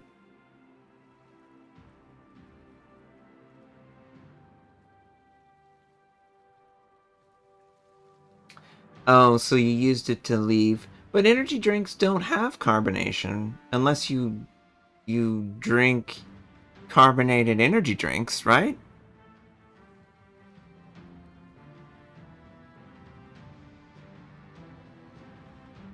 Anyway, thank you guys for tuning in. Once again, I was experimenting with the way the YouTube ads work. I'm not familiar with it. I probably will go manual, if I'm being honest, so that I can run an ad when at set intervals or at like an hourly mark or something like that. But I appreciate you guys tuning in. The plan is I will try and stream at a different time slot tomorrow to see the viewership reaction to that. Appreciate it.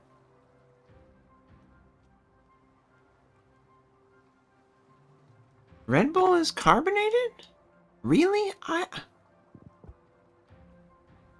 guess I've never even thought of drinking it. But anyway, have a great one. Thank you so much for tuning in. I appreciate you guys. I'm going to leave you with a little bit of music playing in the background. But the stream's over and we're going to close it down.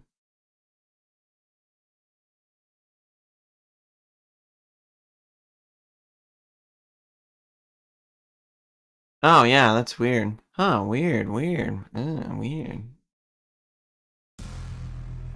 But thanks again, guys, for tuning in. Hope you guys have a great one, and I'll catch you guys on the next one, hopefully.